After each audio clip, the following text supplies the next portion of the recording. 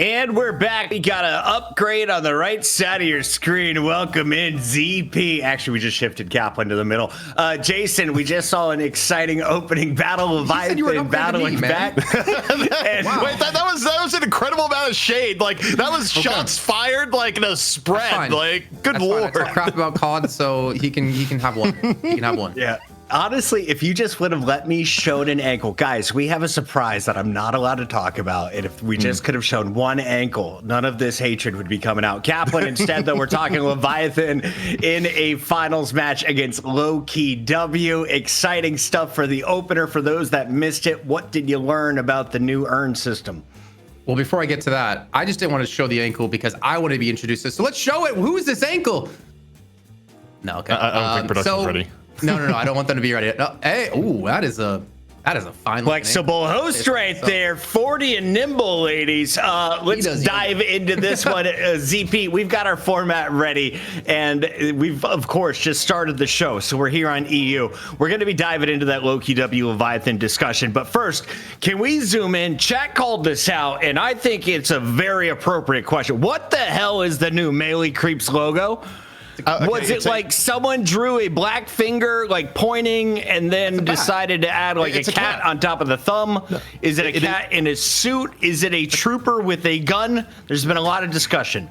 It is a cat in a suit, much like the old Melee Creeps logo, but stylized by longtime friend of the show, Milkbox, who creates incredible art. Milkbox, we love Milkbox. And the cat is carrying a bat because the cat is getting ready to just pummel the competition, presumably. Understood. So we need to outline the bat a little bit to kind of differentiate it from the suit. When we put it on big screen, it makes way more sense. Milk Frog, thank you for all of your incredible artwork. Melee Creeps getting an upgrade. And of course, we're told they're going to stop losing for the 8th week in a row after winning DSI. Before we dive into that, though, we got to get to EU. Let's go back. Let's go all the way back. Kaplan, talk to me about this Leviathan theme. They are taking on the returning champions in Lowkey W. What do you think about our challengers tonight? You know what? ZP, I had them counted out around like the 10-15 minute mark when we saw like the first urn just go the way of Abrahams. There was like 0 contests. Abrahams had a massive lead, but I have to give them credit, man. They stuck to it. Fremont looks so good on his Shiv. I think, honestly, if he wasn't on Shiv, I don't think they would have bounced back in that game, is what I'm going to put it down to. But this team, I mean, they've made some changes. They've swapped some things around when it comes to like roles, even though here they did go back to more of their normal style of having Fremont play more of a front liner or having Sai on the Yamato as well. I think this team has shown they're willing to make changes. They're willing to play different things, but it's also fun to go back to your tried and tested lineups. Like maybe OCs with Wraith isn't necessarily a good example, but Fremont on Shiv for sure is one of those examples that we could use. So this team, they're looking good. I think they haven't really cracked the equation, though. It's been such a long time since they won back in shift number 35, but they did have a streak here in the night shift between 28 and 31. And this team was always beating the likes of like Fearless Furies, but they would lose to Abrahams or they would lose to other teams. But ZP, you know, I've just seen that match. I feel like we truly do have a 3-horse race here in EU now. Ooh, return to the top of the new meta. Yeah, I mean, it's kind of interesting, too, because, I mean, look, a lot of people are worried for Leviathan being like, I don't know, man, they're like one more bad match from disband. It's been a rough month for Leviathan, but they bounced back. Also, frankly, when I'm talking about Leviathan here, I'm just going to say they didn't make the mistake of picking the Mirage character. I am 100% on the Mirage haters club at the moment. If you count DSI since this weekend, he is 3-17. Objectively, he probably improved a bit by the fact that you can spread out the map more with the earn change that happened, but I still will argue pretty fiercely that I think Mirage has been like very, very heavily overvalued in the pro scene over the last few days. And, you know, the number one thing Leviathan did in that game, just don't pick Mirage. You've instantly upgraded your win percentage by an enormous amount. We just saw OC's able to win a game on Wraith. Overseas was playing the Doorman. Does Doorman make it in after seeing all of the bans? Mr. ZP, you were watching quite a bit of DSI with our watch party live. I mean, Doorman, it's kind of interesting. Like, he's more likely to make it in just because he's not public enemy number 1 anymore. Public enemy number 1 is Pocket, where no one really wants to play against Pocket. Also, when Pocket did get played, he was 100% win rate. Like, Pocket has just evolved into, oh yeah, if you play against this hero, you lose. The new urn changes, definitely a part of that, even with the more spread out urn. But anytime you have a new #1 banned hero, like, Pocket basically took the place of where Doorman was in the bans. Like, before, it always had to be the second team banning Doorman, otherwise first team would pick it. So as a result, Doorman is more freed up to be picked in these drafts. That is a look at Leviathan. You just saw a sample of what they're bringing to the table, but I have no idea what to expect from our returning champions. Lowkey W on a 2-week streak, make it 3. Obakim, Listic, Cosmetical, Vrake, Hoot, and Zergy. And you saw Cosmetical and Hoot all over the chat earlier. They're excited to play. Zergy's been playing Wraith before she was good. Now we see what she can do in a game. What's the expectation for Zergy tonight, Kaplan? We mentioned 7 is back in the mix and considered S tier if you're looking over on tracklock.gg. No hate to tracklock.gg, but, it was slightly bolstered by the fact that you would have a fight mid lane every 5 minutes, and Stormcloud's kind of OP early on in the game, especially later on in the game as well, if you can just get unstoppable. So I think it's definitely misleading, and I don't think necessarily going to be seeing 7. I think Wraith could be a hotly contested pick, though, between these two teams, but also Zergy has the backup of playing Viper, and Zergy's been playing a pretty damn good Viper. I would say the best Viper in EU, actually, out of everyone we've seen, using it, which has basically only been him, to be honest. I think the one tough part for Lowkey W, though, ZP, looking at the DSI event over the weekend, is that we did see on the finals day, I wasn't sure about the first day on Saturday, they had to play without Vrake and they played with Hapex, which is quite a big change, I think, in terms of pool. I think Hapex was playing a lot of like Rem, for instance, in particular. So this team needs to kind of go back to what they know here with Vrake on the team, who's been playing a really good frontliner. Like his Apollo last few weeks, though, we're probably not seen Apollo today, has been really good. I will give credit to Hapex, though, in that regard. Like, Hapex came in and was kind of a demon on Rem. I think Hapex played Rem every single game. The problem was, and why Lowkey W probably wasn't at full strength in that day, is that, like, when you look to Vrake, you'd be like, okay, Vrake, you can play Lash, especially against some of the comps that Melee Creeps was playing, and Vrake not being around just really hurt Lowkey W's ability to play certain heroes. So they're very, very thankful to have him back in the roster here today. There's a look at the lineup. Hoot on a Gray Talon. True or false? We're going to see it in the best of 3, ZP. Pretty likely. I mean, Hoot's been playing the hero more. I think the hero is actually, like, post-patch better than he was before. I mean, his mobility in the air is, like, a lot better. His actual uptime on Rain of Arrows is near 100%. And you still have all the benefits of Owl for being able to, control tempo on the map. So, yeah, I think Hoot on GT is a distinct possibility, depending on the draft. It could happen. Chat, who do you want to see in the new meta? Who have you been playing with, and who do you hate to lane against? I have banned the little guy, Rem, from as many games as I can. I think you called it the tag-along, maybe the most annoying function in the game. Kaplan, though, we saw Billy and Pocket banned out by Leviathan in the previous round. What do you expect to see here as the opening 2 bans?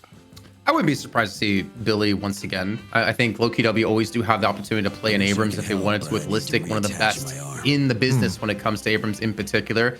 But I think the interesting thing, though, with Victor being taken away, now it's... What are we going to do for Shiv highlights? Silver? Do you want to leave Doorman? Do you want to leave Pocket? Like, there's so many opportunities of different heroes they could, take away here.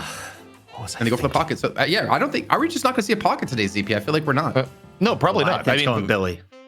Yeah, I think if you're Leviathan, you pick Billy. Again, not to belabor the win rate stats too much, but Billy won a lot, and it makes for good reason. He got a gigaton buff to his HP pool, and you're more grouped together than you've ever been in your life. Instead, though, they're going to go Doorman, and this, I actually question this a little bit. Like, even though Doorman, I still think is, like, really strong, puts out a ton of damage, Lowkey W, Billy was one of their favorite picks in this meta. They're almost certainly going to go Billy +1, and, frankly, I would just go Billy Silver. You could go Shiv, I think, to deny free mock, but you also...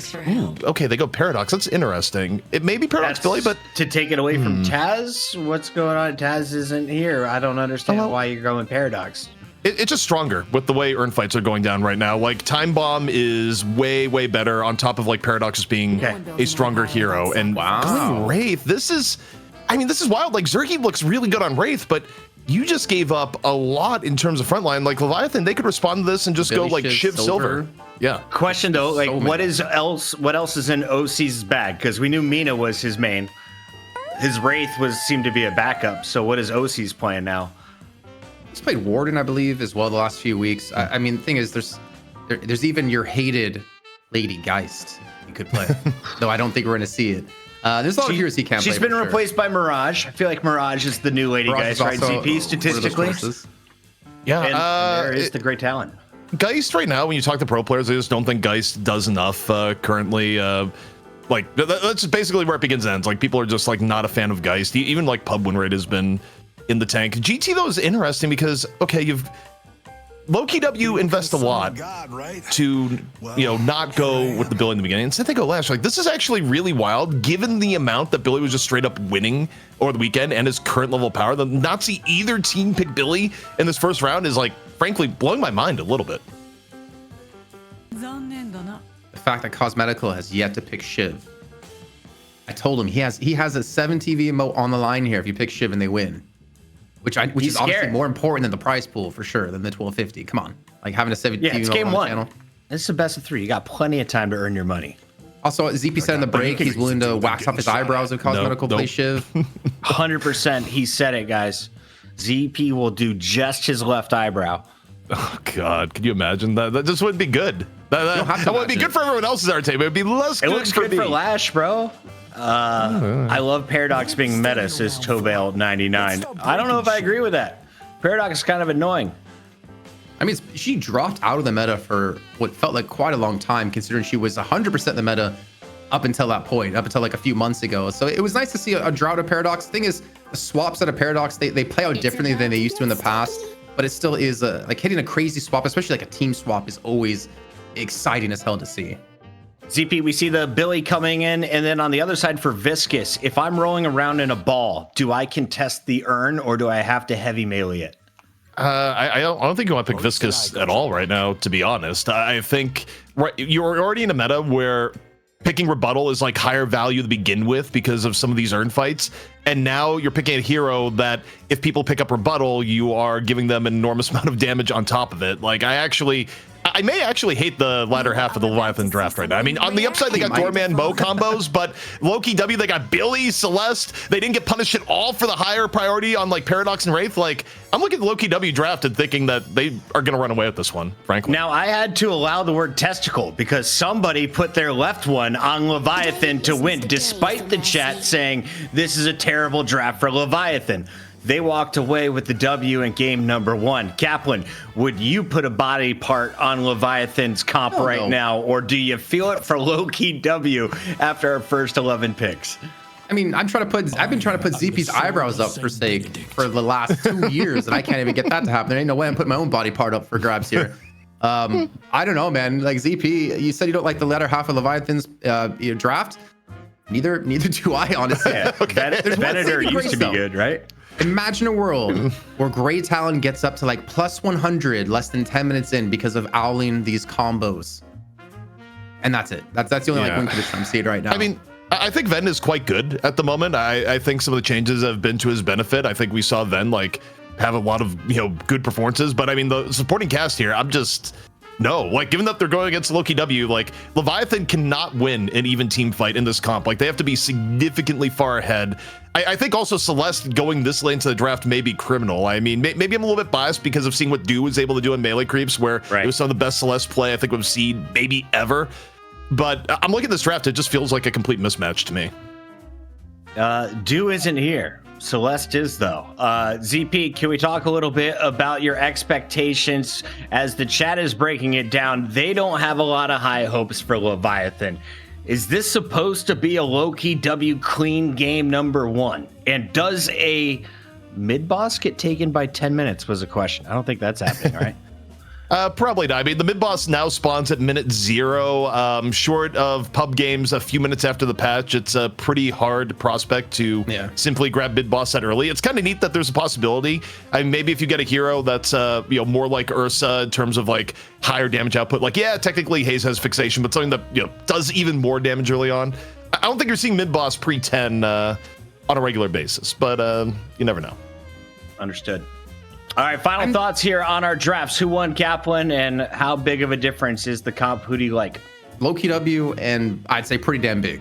I think you have a better team fight overall. You have a better urn fight. You have a better mid-boss fight as well. I don't. The only stage Leviathan I think beats Lowkey W is in these jungle ganks with the Mo and Krill to look for kills. Other than that, they can't really contest Earn well because they don't have like they have a Mo as a frontline and a Silver slightly, but Billy can pull you away, Lash can pull you away. I don't know, like ZP, I'm struggling to be in favor of Leviathan just based off draft alone. Yeah, I mean that pretty much hits all the points. I'm like thinking through the scenarios, and I think for Leviathan they just have to like mechanically diff Lowkey W in the lane phase, get a lead, and then strike terror into their heart with doorman Mo ganks. But the actual mechanics of these team fights just seem like running an obstacle course from hell for Leviathan. Like I am not bullish at all. I think they're going to win. Why? I have no idea. Chat, we're going to be jumping into this game. Somebody asked, where is DDK? DDK just launched a new product today. It's metal. Go check it out at DDK Esports over on Twitter. We are here in your EU Finals matchup. Some big money on the line with a brand new patch. Yoshi and friends are watching from the headquarters. What will Lowkey W teach us against Leviathan? On the mic, it's Jason Kaplan with ZP. Go ahead, ZP. I think you forgot my name there for a second, ZP. He's like, it's Jake Cap. It's like, wait, no, he's not here today. He's like, it's J Cap. Oh no, that's not the cool J Cap. That's a COD player. That's my boy. Or the game developer, or apparently, like for no reason, Coaches. like the combination of Jay and Kaplan is just everywhere, especially in the gaming space. It's unbelievable. But all right, it's gonna be Leviathan against Lowkey W in a draft that look, we'll just set the stakes now. Not favored.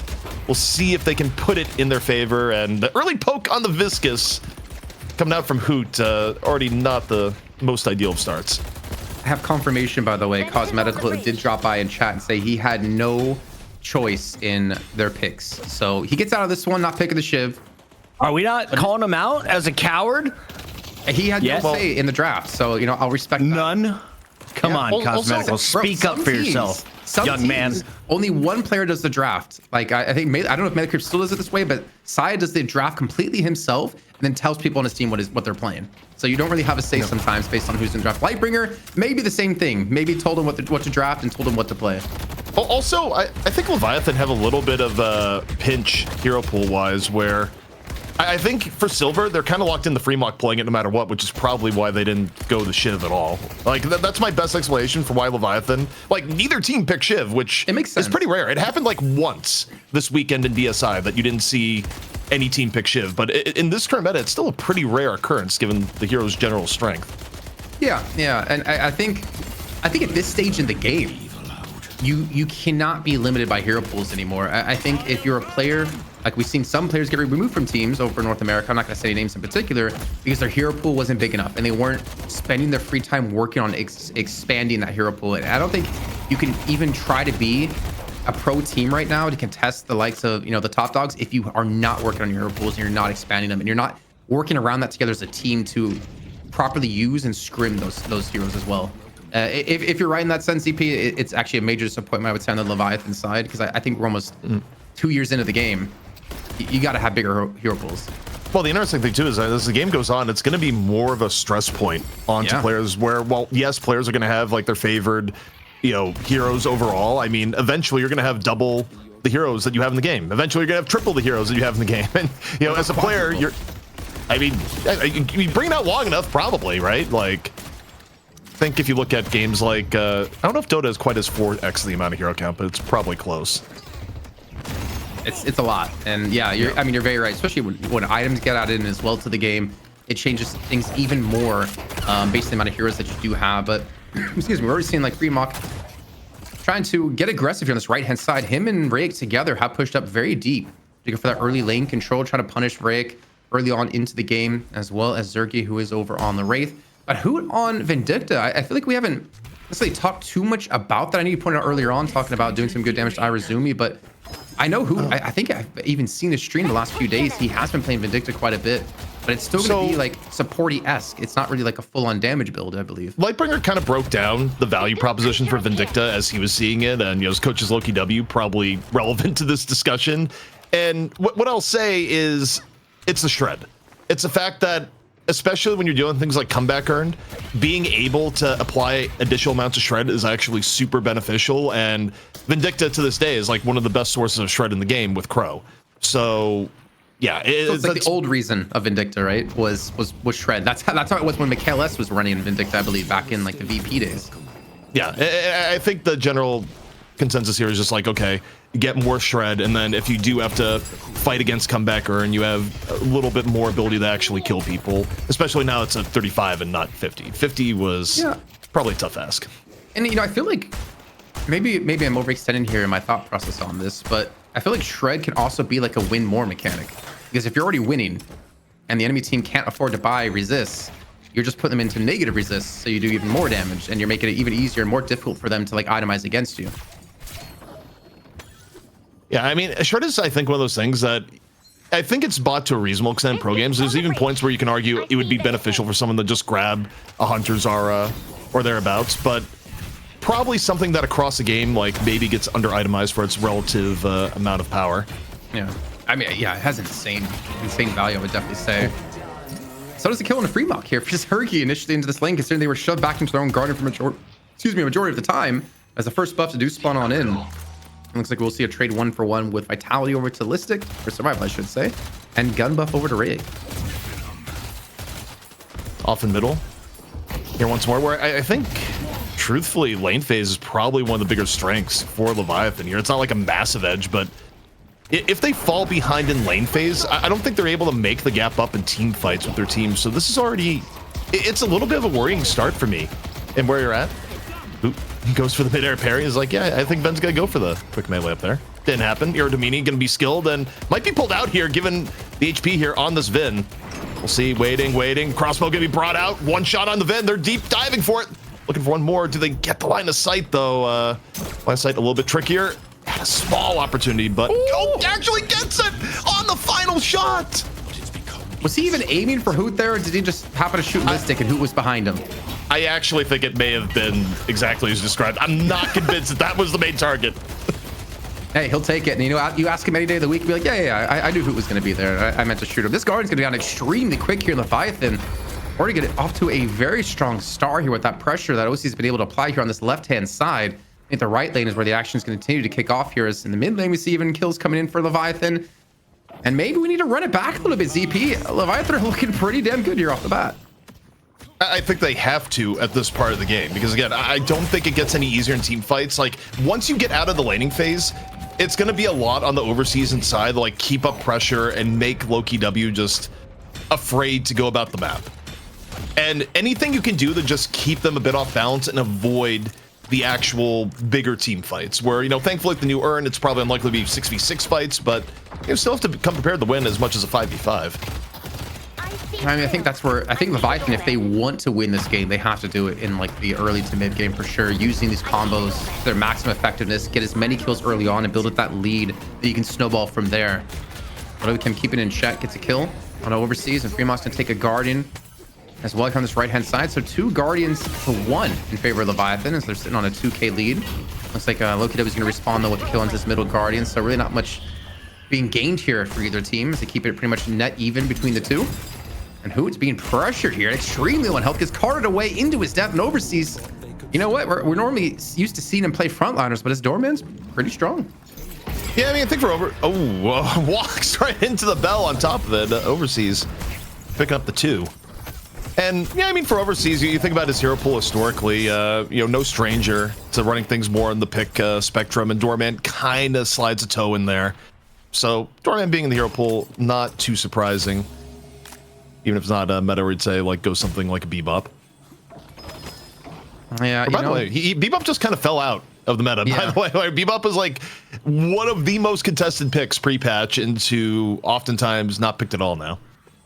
Which is kind of interesting considering I feel like he could be pretty viable on an Urn turn-in. I mean, Hyper Beam is good if you go for a Hyper Beam build, but also the hook is good as well to pull people away from the melee on the Urn. I think there definitely is still some value there, but I think they're mostly valuing a lot more like AoE, or at least when it came to, I think it was like Deathy talking about AoE slop when it came to like the mid Urn contests.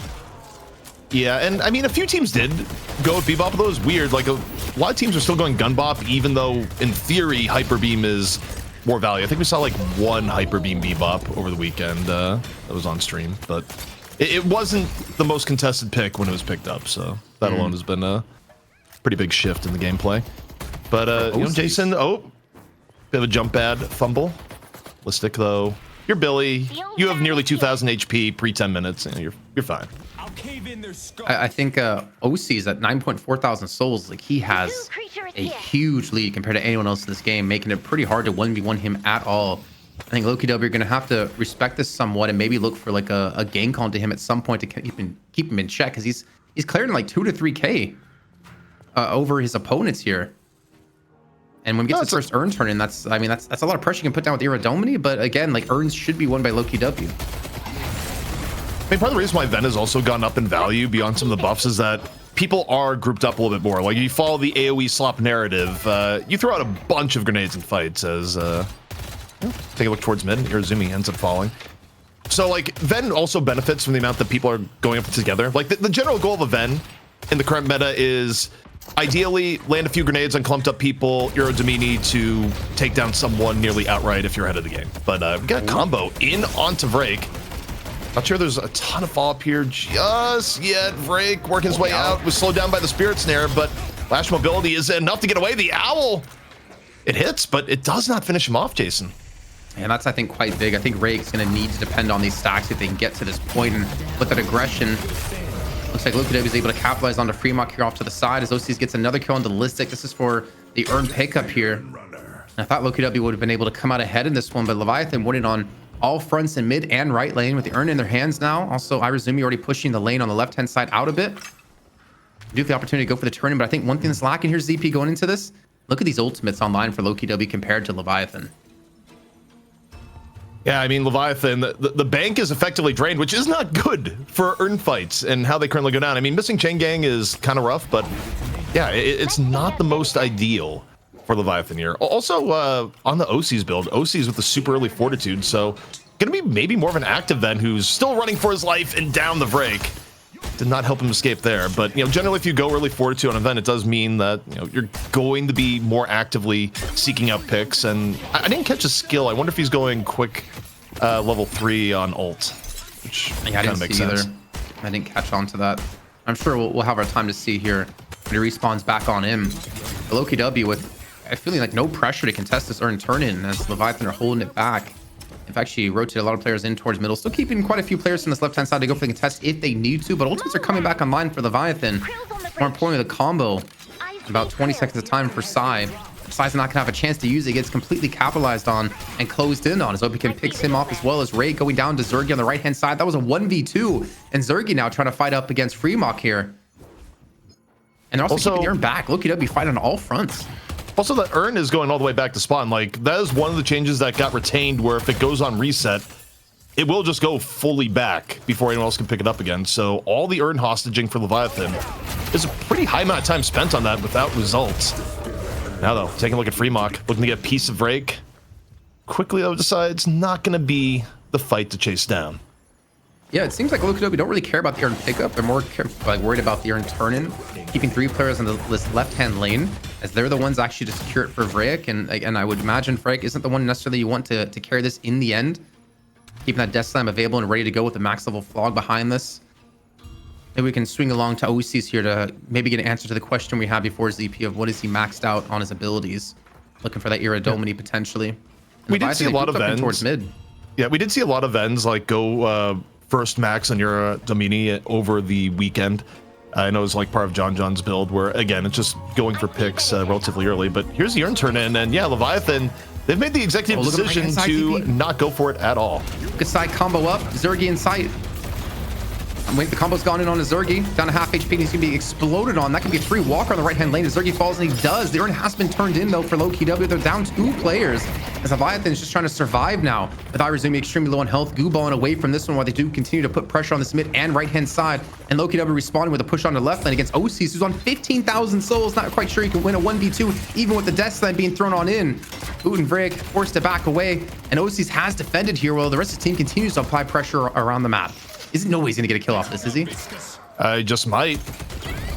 Then no easy escape path. Hoot guesses wrong, while OC's guesses right. And in terms of trade value here, I think that was pretty good for Leviathan. I mean, they avoid the major team fight and instead, we're not playing your game, we're gonna go for Walker. I think if you're not equipped for Urn fights, it's basically how you have to handle it. You have to go for Walker trades. and hope to get momentum from there. Well, with a Walker in hand, I mean, we're keeping things at even Stevens here. And honestly, as we were talking about before, ZP, I don't think even Stevens is the way Leviathan want to be 14 minutes in by having a Mo on their team. Especially as we saw, they weren't too hot to turn in the urn. They gave up the dunk on it as well, trying to set up a play on the right-hand side of the map, which, you know what, I'm a fan of. It was the first urn. It's not a big deal in my eyes. But as we get to like the second, maybe third urn, and then when mid-boss is on the cards, I think Leviathan are just going to fall off in the game. Cosmetical's taking a trip inside the Baroness here. Mo's coming up. There's no combo, but got a little bit of burrow burst is going to be enough to, and yeah, it's absolutely enough. Cosmetical just explodes on checkout. That's another kill, another man advantage, but again, quickly turned on. Arizumi gets taken down by Hoot and Listic on the left-hand side, and I think like Leviathan, getting a kill is great, but then you need to be able to use that man advantage. Losing one at the same time you get one, you're not going to have a net positive from this. Especially, I mean, maybe if you kill Zergy, okay? If you kill Zergy, I think you keep him out of farming for a while because he's at 15,000 souls. OC's at 18, and Cosmetical's fallen uncharacteristically behind right now at 12,000 souls. Well, this urn, it's going to be contested on the get-go. We'll see. I mean, if Lowkey W comes in here in force, I don't know if Leviathan is going to be a great area to contest, but combo is up. Listic, maybe on the menu here. Elsewhere, break, picks up the urn, immediately drops it. Wow. Does not want to be near Mo. That is the danger zone. SI looking for anyone. It may just be Celeste. Once more, Cosmetical put into the blender. And Leviathan able to get urn control and keep Lowkey W at bay. And that Iradomini, I think we got our answer just from the 1,000 damage that Vrayek took. That probably maxed that one out. I still haven't, I don't know if we've actually even seen him on camera, but I haven't noticed what he's maxed out. But man, taking 1K like that, Vrayek was not prepared. No, I think it's at, if anything, it's the other way around. I didn't see Iradomini max, but telekinesis. Cool. Whatever, we'll check it at some point. Yeah, it's hard to tell. Well, we got Death Slam in. Still a really, really tanky Venator. Another one, Break able to take down Rake. Yeah, there we go. Yep. And also, again, you're running a 4-2 build here, so for OCs, you just have to be out of action for a little bit and can get right back into some of these skirmishes. Elsewhere, Listic again sent into the Baroness. A cube to try and protect overseas under a bit of pressure. Cosmetical going down in the crossfire here, and I mean, the overall fight, it's scrappy, which works in Leviathan's favor. I mean, Hoot and Obikim were not even there. So Leviathan catching Lowkey W out with the Baroness Hotel, with combos as well, not allowing them to go for the contest here, and to more importantly, turn it into a kill. They get a huge man advantage of 4 kills, only losing the 1. And they get their turn in, but they're going to lose a walk for this one. Obikim, smartly enough, continue to shove this left-hand lane. But even with that earn turn in and the 4 kills, it's only a 2K difference between the two teams here. And yeah, I don't know. Like, I still don't know if it's enough right now for Leviathan, though. I have to give them credit. They're performing much better than I expected with the combo that they have. I mean, I think for Leviathan, you know, in no small part to the OCs just having a near immaculate laning phase on Ven. Like, they've been able to hold their own and, you know, kind of avoid getting dragged into the full clean team fight. But the problem is, Jason, it still hasn't turned into an actual clear advantage. And I think when you look at the scaling of the game, I do think you have to fear where Cosmetical and Zergy are going to go on Wraith and Celeste. I think the shining light for Leviathan, though, to an extent, is that it's been kind of a bad game for Cosmetical on Celeste. Like, Celeste is behind, even relative to his own team. So, you know, the terror of a late game Celeste isn't really manifesting. However, we saw a lot over the weekend, like what Wraith is doing right now in bigger fights when she gets farmed, and Zergy looks better on Wraith than he's looked at in a long time. Like, it kind of reminded me of vintage Zergy back in the Buff Enjoyers days. Oh, geez, that was a long time ago for sure.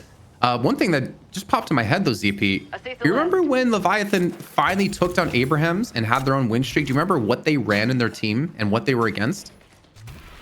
Truthfully, I don't. If you told me, I'd remember as. Okay, yeah, it was mostly a rhetorical question to be fair, but they ran Mo against Celeste. Abrahams ran Celeste, and we had no answer for Celeste, and they pulled out a Mo, and then everyone was like, "Oh yeah, Mo is still really good to counter Celeste." And you know, seeing it right here, I think Size are doing a great job on Mo. I think he's been able to get at least 2 confirmed kills on the Cosmetical with the help of the combos or being there with the burrow. The thing is, they do have like 2 individual picks with the combo and with the Baroness Hotel, so you do have a lot of shutdown on individual targets for Lowkey W. It's more about if Leviathan can confirm those kills during those ults. OCs picks up another mid-team fight. Vreg gets a combo before he can get away. Sai, they're on the spot. Another 2 down for Lowkey W. You're off in middle, and yeah, this is full on mid-boss time. And also, I mean, OCs didn't even have to pull out the crossbow in the last fight, so gonna have it for any contest that comes in here. Lowkey W, we'll see if they go in. They're missing a lot of good ults to actually contest this though, Jason. I mean, Arazumi's low in HP though, with the glue ball, keeping Hoot out of the fight. Gonna get sniped on down, but still survive. And that's 3 rejuves right away, immediately taken out for Leviathan, which means Arazumi can die and get right back on up. Lowkey W, they've already lost on a cosmetical now. Continue to chase on through the door here. OC's looking for Listic, and the damage he's doing is pretty damn good as well with the gut shot. Connects him onto the wall as Sai finishes that one off, and Lowkey W down 2 players and down the 3 rejuves. At least they do take away 2 from Leviathan, but man, this is not how I thought the game would play out, and there are definitely some predictors out there in the chat who are going to be getting generational wealth off this game. Well, we'll see. I think the interesting thing is that because the rejuves got brought down to 1, like, this game is not out of reach for Lowkey W yet, but yeah, it has been far closer than I expected. Lowkey W has not been able to get the team fights they've been looking for, you know, frankly, at all this game. You know, I think Leviathan's done a really good job of just splitting up a lot of these fights, and more than anything else, I mean, OC's on Ven has been an absolute maniac this entire game. Yeah, 27k, that is disgusting. 5k ahead of Zergy. Who can contest him at all? I don't think in a 1v1 you can. Who? Great little counterspell pickup. Does prevent that knockdown from coming on through. Also disarming hex, guardian barrier, or guardian ward, sorry. Even sharpshooter on top of that. They need to start getting some kills though. They take out Irazumi. They need to turn this into more though, but they're scared. OCs, they see him out there and they immediately start to back away. Leviathan goes on back in with the help of the chain gang from Listic, pulls in multiple players. And he walks into a trap, and where's the damage to support this? Well, for now, the damage is going to be going on the Silver. Vrake pulls up Freemok, not quite able to finish the rest. While this is going on, the Solar gets dunked by Overseas, who's been completely out of this fight. Lowkey W, they've just been going for kills here. I mean, they grabbed the pick off onto the Viscus, but the rest of it, they've been struggling. And once more, the Fist of Fury, this time in on the Obikim. Obikim, though, drops the wall. A quick retreat the other way. Hoot, though, gets caught in what has, again, been a very, very messy fight here so far. And, okay, Listic is low in the tunnels, getting pursued here. The bell comes out, and Listic, deep dive, trying to do anything here. It's not going to be enough. Oh, he's going to die as well. Another 2 kills coming on through. But to be fair, Lowkey W, they took down OCs. And I think even though they lose an additional player, I think that's kind of worth it, because right now he's not farming and Zergy is. And I think that's kind of a net win overall for Lowkey W, because they didn't lose any Walker from that. They didn't lose any jungle camps either. And they're still keeping the lead within 13k. So I don't think it's like the worst world for them. I think I'm still worried more for Leviathan, because the longer this game goes on, if they can't finish off this map in the next, I want to say ZP like 5, maybe 10 minutes max, I think Lowkey W are going to start to bounce back and turn things around like we just saw with Leviathan up against Abrahams. Well, it's interesting because the way these comps are going to interact is that even though Leviathan has been playing really well, especially on a micro level, and even though the last few fights have gone in their favor, I feel like they only have a 1-fight buffer where if they lose a single fight, Lowkey W probably takes an advantage that's not going to be easily dealt with. So, you know, for Leviathan, you want to keep up the pressure. Ideally, you look to Sai, Overseas, you get another pick, and you prevent an actual 6-on-6 fight from actually occurring. Meanwhile, for Lowkey W, I mean, you just have to play in a way that you don't give up any picks here. Like, Lowkey W struggled this entire time to get an actual clean team fight because of how Leviathan has been engaging at inopportune times. Well, speaking of, Murray's probably going to die here. 200 HP. They might lose 1 though for this one as Zergy. You hear telekinesis go off onto Overseas. They do keep it 1-to-1, but it's Iradomini in close quarters can do an insane amount of damage. Trying to go for the chase on Overseas here. Listic leading the charge on through, but he has protection of Irazumi here as well. Freemox rotate on over, and eventually Leviathan they're going to come out with the man advantage here.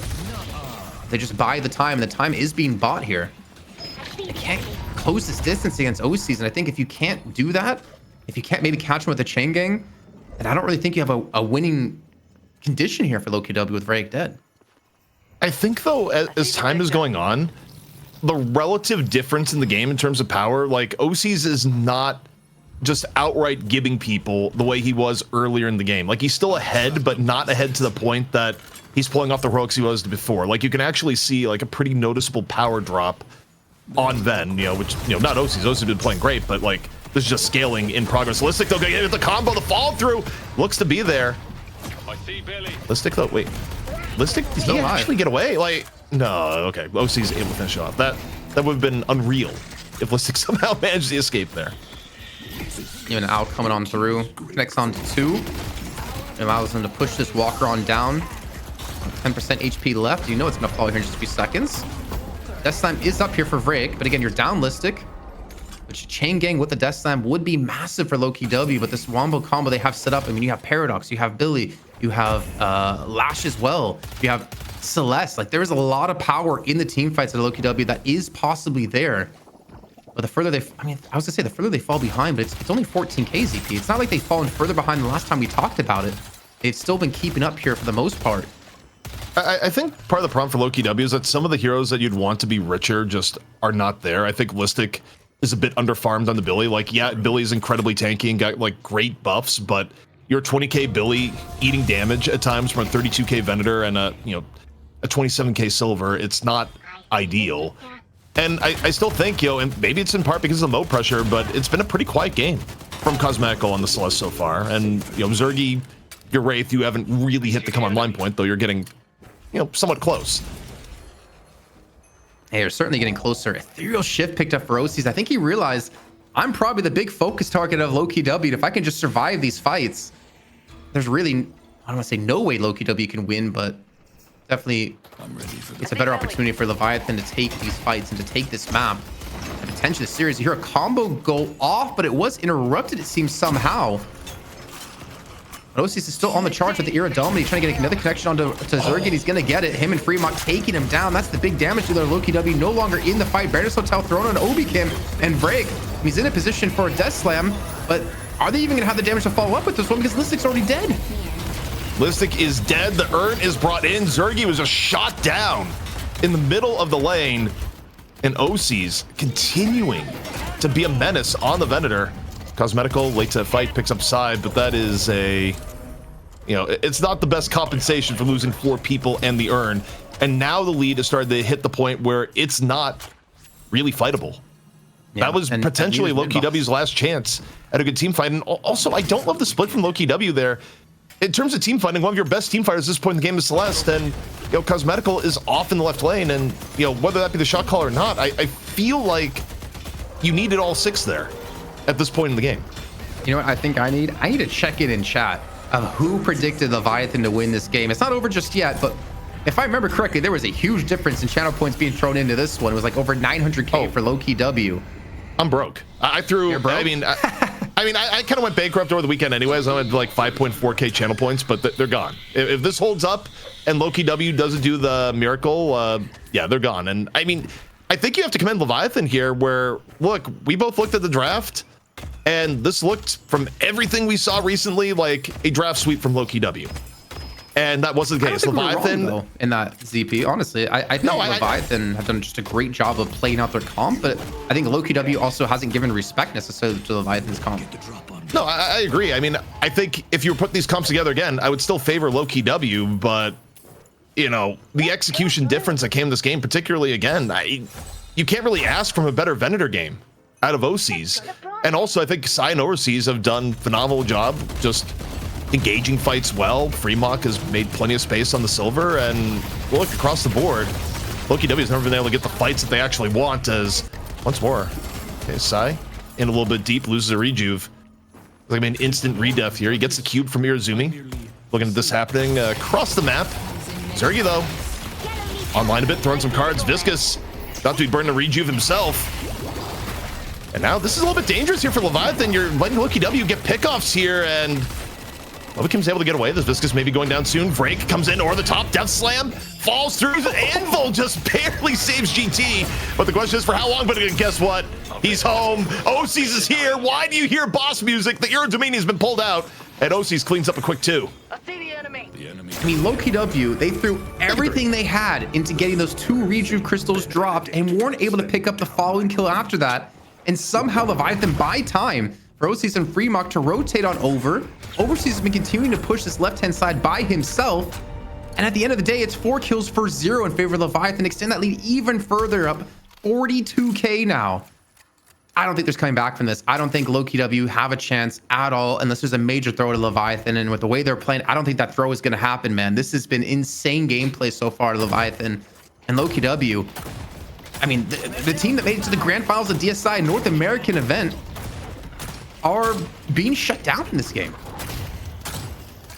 Yeah, and I think you got to give credit to how Leviathan was able to do it. I mean, they went with the game plan. Think about the first urn, Jason, where they didn't even take team fight on first urn. They let the urn actually reset because it was like, nope, we want smaller scale fights, all the while giving OCs time to farm and become a beast. And they knew their win conditions and executed very well. And again, I got to restate, these were narrow win conditions for Leviathan. They chose a very difficult comp to actually execute on. There was so many scenarios where OCs doesn't get this far ahead, where they just get drowned in AoE and team fights, and they don't get to this position. But now that they're here, Lowkey W has very few options to actually turn this back. I mean, I think we maybe as casters slightly underestimated the Doorman Mo combos too. I mean, not even combos. They're not even necessarily comboing things into each other, but more so being able to shut down 2 players on Lowkey W's side for such an extended period of time is also really breaking up, not necessarily a wombo combo, but the amount of damage they can put out in these fights. And obviously, Sai's been able to do a lot of work shutting down Cosmetical early on. I think Overseas also had some really good Baroness Hotels thrown into this one too. As we go into an urn pickup here, a comeback urn pickup for Leviathan. On the other side of the map, it's going to be Rig to pick it up and run it across because the rest of Leviathan have been able to just force them out. Lowkey W, they're falling even further behind with Obi Kim already dead. Cosmetical close to fall thereafter. And Fremont being rescue beam and cubed away to safety. They're just not able to confirm any of these kills for Lowkey W. You know, we should have seen this coming where, what was it in the news recently? Like the Pope declared war on AI. It's like, it actually buffed Venator somehow. It's just like, he's back. The first soldier is here in the Grand War. I don't know who's a bot on Lowkey W. I should have said that because now chat's gonna be like, oh, we have some answers. But, you know, hey. Leviathan, all they need to do here, Jason, not make a massive mistake, and game 1's gonna be theirs, where, again, what a run for Leviathan so far. I mean, most people didn't really expect them to get through Abrahams today. They had a really rough time of it in DSI, but they've been cooking a little bit of magic here. Cooking magic with a side deliciousness too. Like they have been looking so clean and so well coordinated too. Another combo comes in on top of the chain gang, and Listic gets immediately dealt with a 6-man squad of Leviathan there. I mean, the thing is, you can't really be too harsh on Listic. They're trying to make a play happen. I mean, they're pretty much backs against the wall, throwing a Hail Mary play, being down 60,000 souls almost. I mean, statistically, not statistically, like a stat check territory, there should be no way Lowkey W wins this, even with a god death slam into the base. I think Leviathan can survive it for the most part. But OCs, I mean, he's got E-shift. He's got the ability to bait in a lot of abilities and to bait in a lot of damage, and then the back of the team is going to be there. There's just almost nothing Lowkey W can do here. I mean, if no one on Leviathan pushes their buttons and people get thrown in the fountain, maybe. But people push their buttons. Death Slam comes out. OCs takes a quick trip into the Nether. First stage patron going to be willed down with ease. And I mean, the last 5 minutes of the game, it's been a formality. Yeah. Even Break, unfortunately, not able to get a Death Slam up due to, I think, a knockdown coming on through. And Leviathan backing away to maybe buy up here. It looks like a healing temple being picked up for OCs.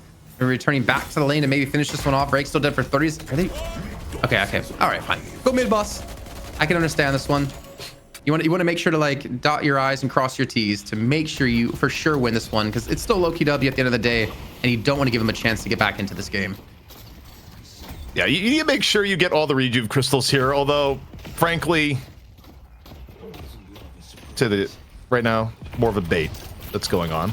I mean, you're Leviathan, you play the smart, because the only thing worse than losing this game is being the team that loses game with a gigantic advantage. Like, you don't want to go in that category. So you be smart, you bait it in. The first person to take a look at what's going on is Listic. Listic gets the full expense paid trip into the Baroness Hotel. A combo goes up above.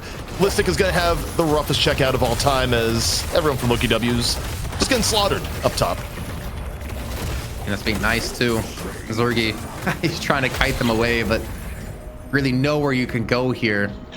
Especially with even an Antler Strike picked up from Freemock on 40,000 souls. Are they actually just going to finish off mid boss here when they have 4 kills? Why not? Okay. I mean, you can go back, you can kill mid boss while taking down second stage patron. Everyone Lowkey W is dead. It's a free space, Jason. Do whatever you want. Leviathan, though, they're going to be taking map 1 away from Lowkey W in a big resurgence, and mid boss gets to live another day. Yeah, and technically Lowkey W to live another day too. Being down 1-0 in the series, it's still a best of 3 anyways. A little bit of moonwalking from side there to finish this one off, but man, I'm curious to see the post-match stats as well, to see what the breakdown of damage was across the board. OC's has to be living like a king in the damage numbers able to put out in this game. He had to definitely have had like the lowest deaths on his team on top of this. But an unpredictable and unexpected win for Leviathan, and I cannot wait to see all the people crying about having no channel points left anymore. The lizard people are in control of the Urn meta. They're up 1-0 and OC's leading the charge on the Priest. Let's take a look at some of the numbers as Aless Boss just got their name on screen for 100 bits. That is the best deal you're going to find here at the Night Shift. ZP, who do you think had the biggest rainbow today? I have a feeling OC's had some big numbers. Was there anyone else who led the way in healing or other categories?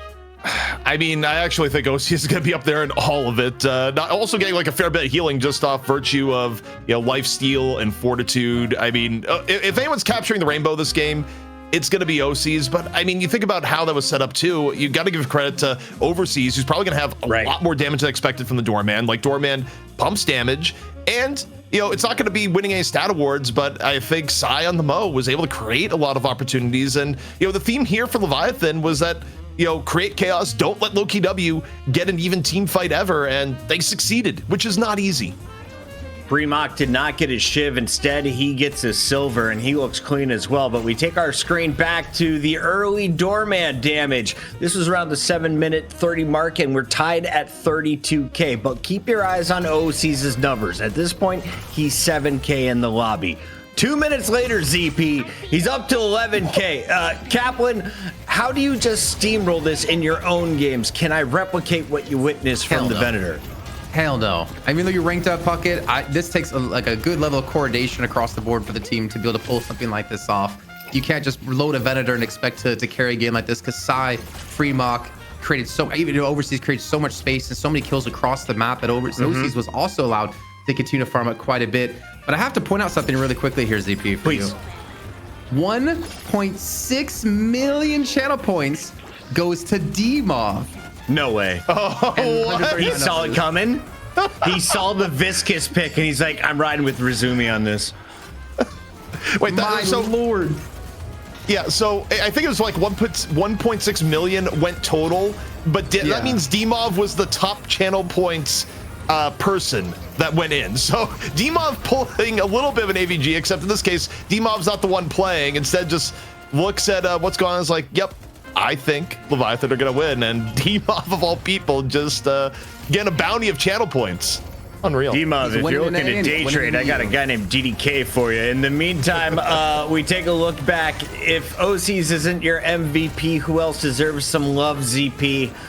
Is there a tough role on this squad that was fulfilled? I think the other thing of note here, and just the hero's been remarkably solid in recent times and also carries a super high win rate, is that Freemock looks good on silver. Like, we talk a lot about Freemock Shiv, but there's really nothing you could complain about Freemock silver in this game. Freemock created plenty of space, and was also a key reason as why OC was able to sit in the back and just pump all sorts of damage. But yeah, there's a lot coming in there where also even 17K on healing. I mean, good lord, OC's was doing it all this game.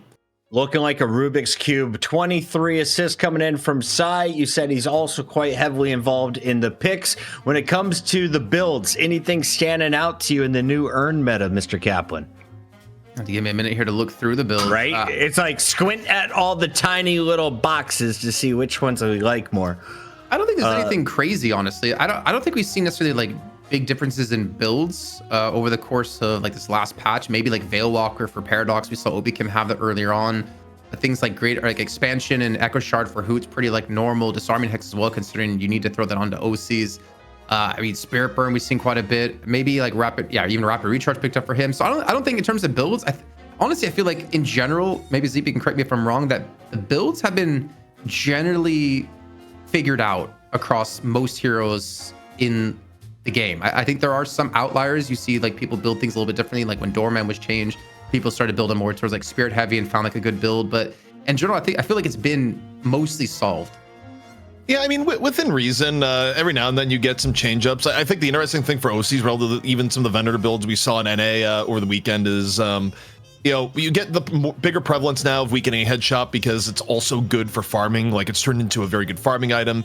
And for OCs, the idea to be like, okay, I'm just going to go early Fortitude, which you see more in EU for Vens rather than NA, but I think it's pretty good. I mean, Ven's a slow hero. He benefits from the speed, and OCs, it kept his uptime super high. I mean, OCs was never not in a position to either get farm or engage in battles. And I think if you don't go the early Fortitude on Ven, you actually have more downtime. Like, eventually you need to go back to base. So yeah, I mean, I kind of like the minor improvisations on the OC's build, and yeah, other than that, I didn't see any massive surprises. I guess the other thing is that in this patch, you get more Alk Fire. Alk Fire is just like a better item than it's ever been because of some of the AoE fights.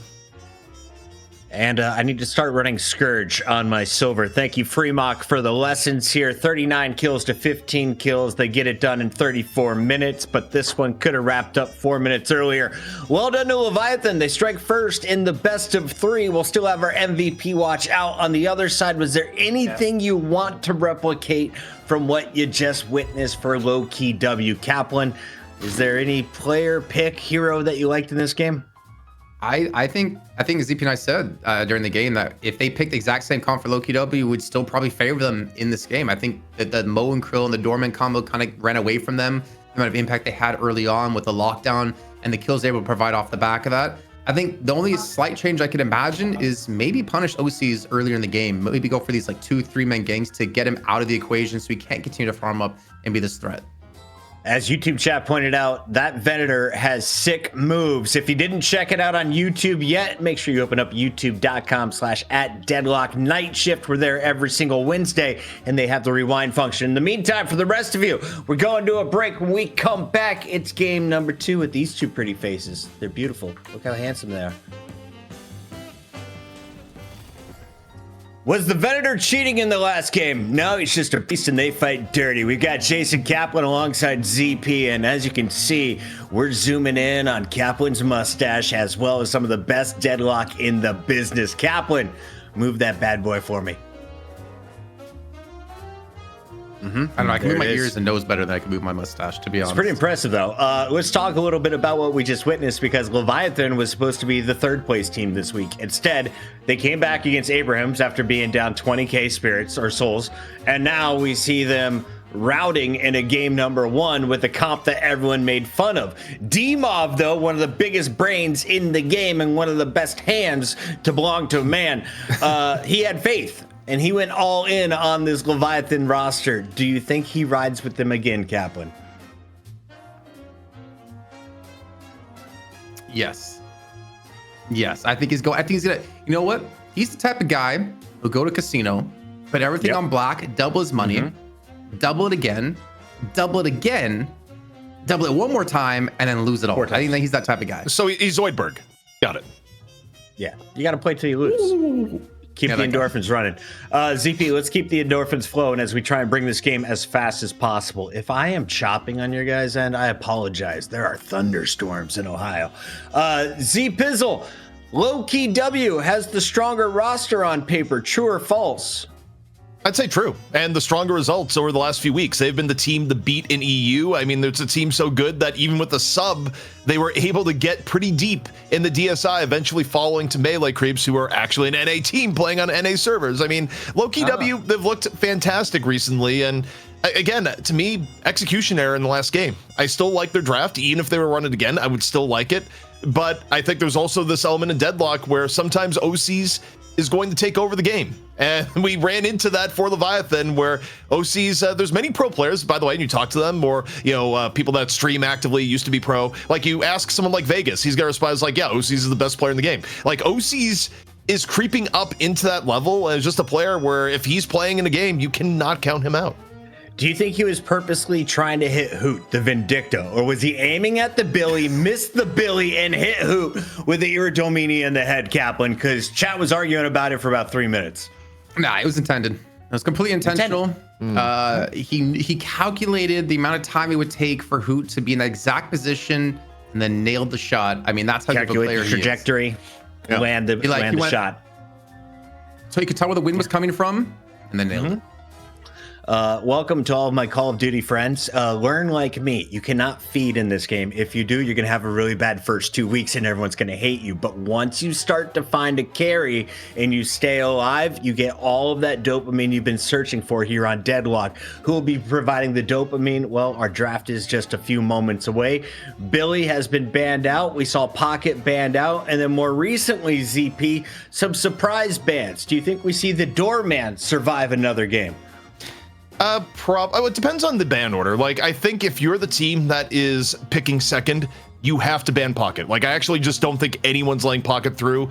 If you're the team that is picking first, however, you do have a little bit more flexibility in what to ban. That's where if Lowkey W is picking first, they could actually ban Doorman if they wanted to get him off the table. Like, that is the first pick team has flexibility, the second pick team does not. Kaplan, how do you see this playing out? What would you do?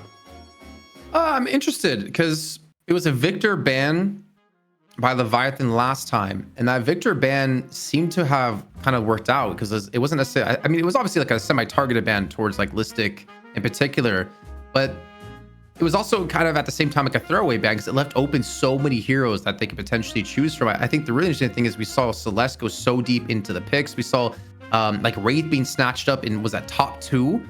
Was that like Paradox Wraith? I think was the top 2 picks out of Lowkey W, which is something you don't really expect, but it didn't really seem to matter for OC. So I think Lowkey W were trying to pull something against Leviathan, but in the end, it still didn't work. Maybe, you know, obviously like slightly due to execution error, maybe some underestimation as well. But I don't know. Lowkey W did go for like a slightly different sort of like drafting phase compared to like the norm. ZP, do you truly have to build a comp around the urn like my ranked games believe? It's less mandatory this patch than it was over the weekend. I still think being able to team fight over the urn is pretty beneficial. I think the only way to fight against is play how Leviathan did, where you go out of your way to get picks before the urn and do everything possible to avoid the actual 5v5 fight. It's a way more difficult path though, and look, Leviathan proved that you can still make it work. I still think it is more prudent to have a comp that has better team fighting options. Like again, I think if Lowkey W could get the same comp again, they'd probably be happy with it. We have a Panda hater who just subscribed with an Amazon Prime, and we just see the Pocket and Doorman hate come out from both of our teams. Lowkey W saying we've seen enough overseas. What else can you flex on to? OCs has his pick of the litter for Leviathan, and we'll see if they prioritize his hero first. Have we ever heard Pocket doing a woo? I don't know. I've done one a few weeks ago, but I'm not proud of it. I'm not ready for it yet. I don't think anyone's proud of it when they're doing that, honestly. You feel Cosmetical is. He does it in the bathroom, I'm told. Finally. Okay. All right. So, well, the Leviathan, they banned Victor last time. This time they're picking Victor because of the Doorman takeaway. So already kind of taken away a little bit from Lowkey's side. Are you sure, Solomon? Are these the right teams? I'm just kidding. Solomon would never mess up, ever. Oh, you need a monster. Shiv is in. Yeah, and I mean, it makes sense. The reason why they're having the higher Shiv priority here is that Fremont would like to play the Silver. Shiv? Yeah, and he would like to play Silver, though, even over the Shiv, but Silver's taken away, and Fremont needs a hero. That hero is going to be Shiv. Lowkey W, though, it's probably good. Well, I was going to say Paradox Wraith. Maybe they're not valuing as highly. This side, we actually want to play the GT this time. We think GT is first half of draft worthy. But it does make you think that Paradox and Wraith would still potentially coming in after, but maybe they're going to rethink their entire draft. Who knows after last time? Kaplan Hoot has shown us some great Talon work in the past. Is there a character that Great Talon shuts down? I've never played him. Pocket really hard. Negative spirit resist, and the fact that he's so squishy as well. You connect one of those arrows and he drops like a third of his HP. So it's really easy to take a Pocket out, but also the distance you have away from the fight as well means he can't afflict you easily. I think that's one of the best heroes for sure that a GT can take down. But then looking at Leviathan's pickup here of Wraith, I mean, are we going to see a Viper or are we going to see potentially a Venator come in For Zergy, I think they're going to ban that's Ven. interesting. I think Leviathan actually may ban Venator and target Zergy a little bit here, but no, instead they go for Vrake. Is that a throwaway? No, Vrake is quite good at Lash. It didn't pan out last game, but I think they don't want Vrake on the hero regardless. It does mean for Lowkey W, Zergy has, Ven lined up later. I don't think Leviathan is at any risk of like taking both Ven and Wraith. So for Lowkey W, they can save that towards the end of the draft if that's a hero they're even going to go for. The sticky mat's gone. Interesting that I didn't really think Arizumi was like super impactful when it came to Viscous last game. I mean, he had some good cubes, he had some good rescue beams, but I don't think it was necessarily super ban worthy. And that does leave things open to the Rem. I'm excited to see some Ren ZP. I actually, the change they made to him, honestly, I think is a little bit too strong. The fact that you can now tag along to all of your team members and heal them at this, heal them. But damn, I do like what Bren brings to the table here. So okay, Chad is asking why no Graves ZP. Paradox, we've seen it every game, but the character that's in everyone's rank game is not in the pro game. I actually think Graves is probably underpicked in pro right now. I think the problem is you can't pick Graves unless you have absolute last pick, because Graves is arguably the best Sinclair steal in the entire game. Like, it will be Tombstone for Tombstone if you actually go the Graves early in the draft. So I actually think you can pick it, but it has to be a gotcha towards the very, very end if you're going to make it work. Maurice and I got your Sinclair counter. Mo and Krill versus an Abrams. Who would you rather have, Kaplan? I don't feel like there's any correct answer here after the last game with Mo and Krill, man. I feel like what they showed us is kind of hard to say. Abrams, I mean, thinking about this, Abrams is like decent to deal with Shiv if you can get a shoulder charge, decent to kind of cancel out Mo a little bit too. You cannot be too impacted by REM sleep if you maximize like impact. I think maybe they're overcommitted though on the front line with Abrams and Billy together. I think that's the one standard I'm seeing is maybe you don't need both of them tied in this match. Abrams, Billy, and Silver. Is it too much, chat? They add the Venator to the list. On the other side, OCs will be running the Wraith. We've got Fremont rocking the Shiv. Who's on the Victor, ZP?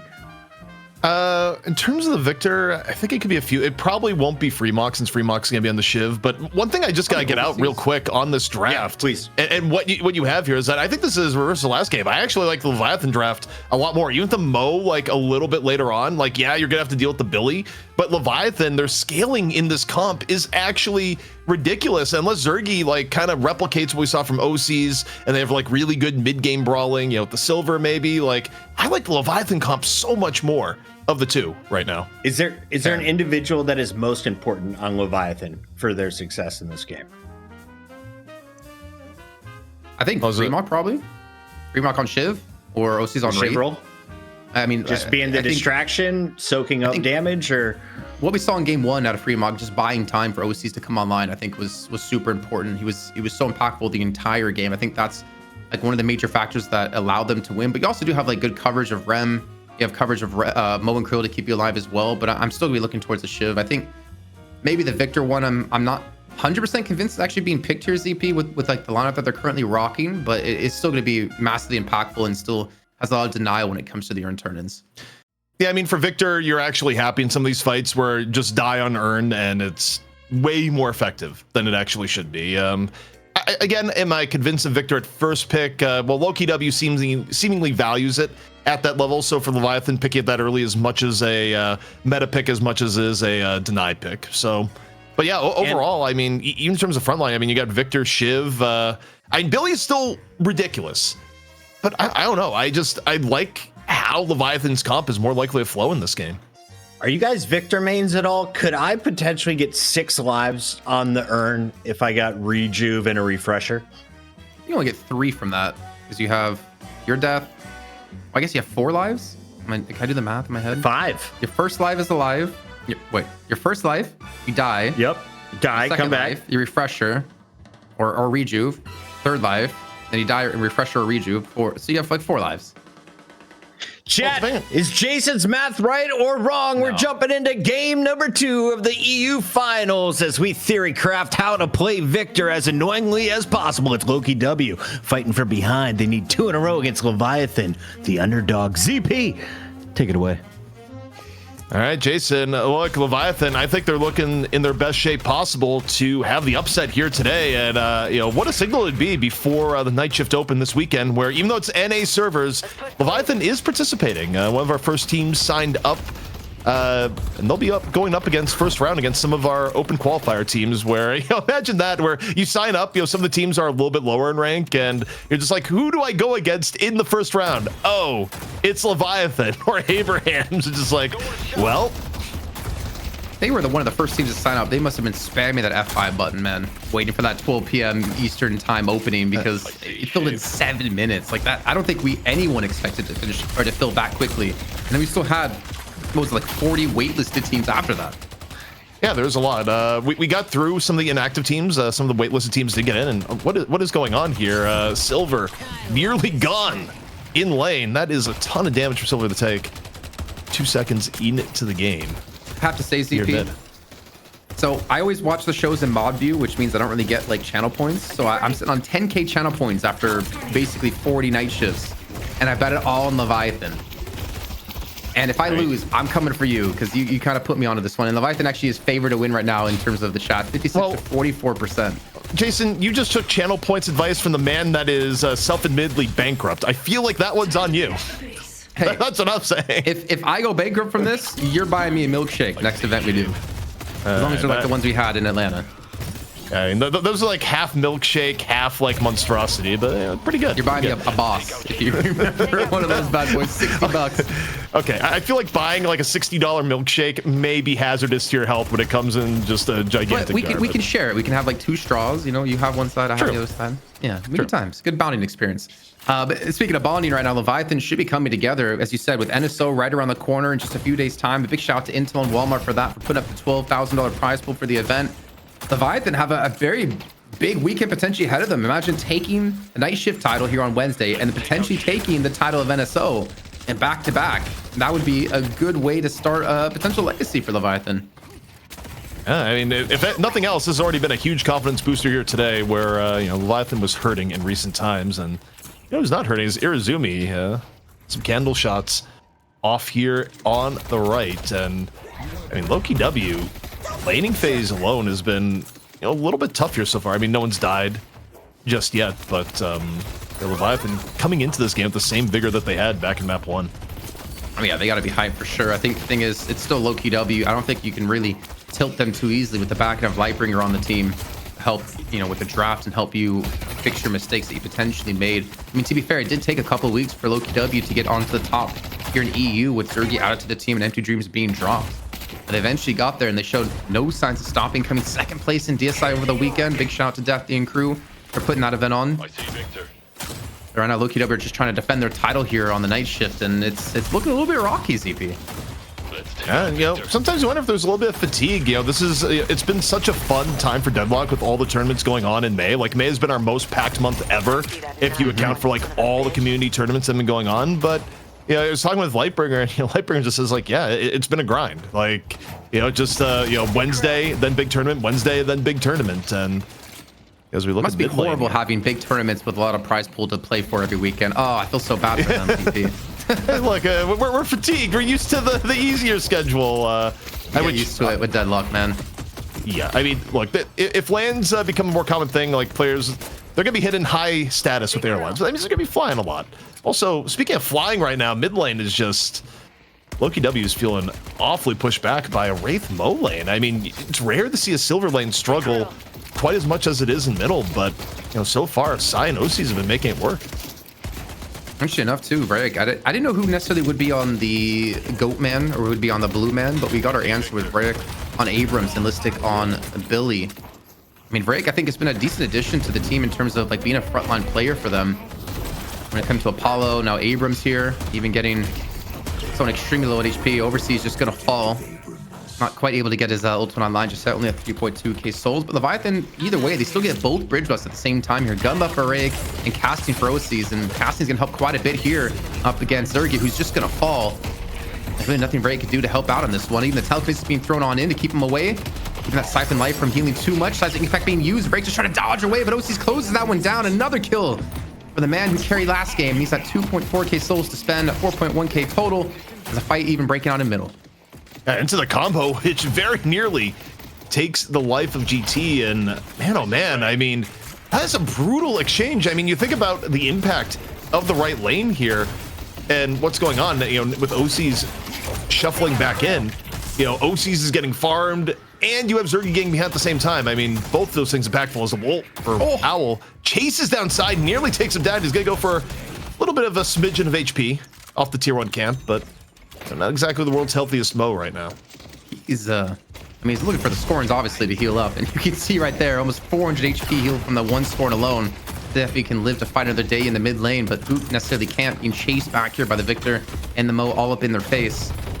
I mean, that is also, as you pointed out before, it's interesting to see Silver struggling in the mid lane, but against this like double tanky mess that they have going on at the moment, it is going to be a little bit difficult.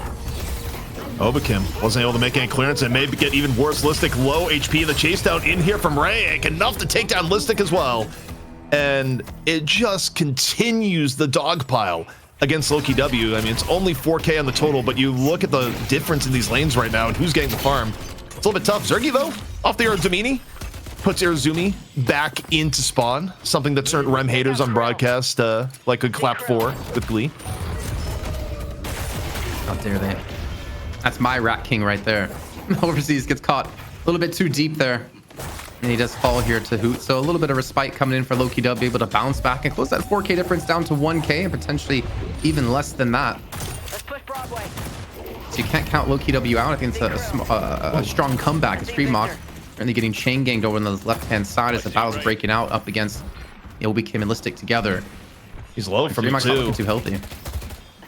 Fremont on the low end, though, I think was able to make a little bit of distance, and now you got Rake coming on in, looking for, again, another opportunistic pick, but decides to pull off for now.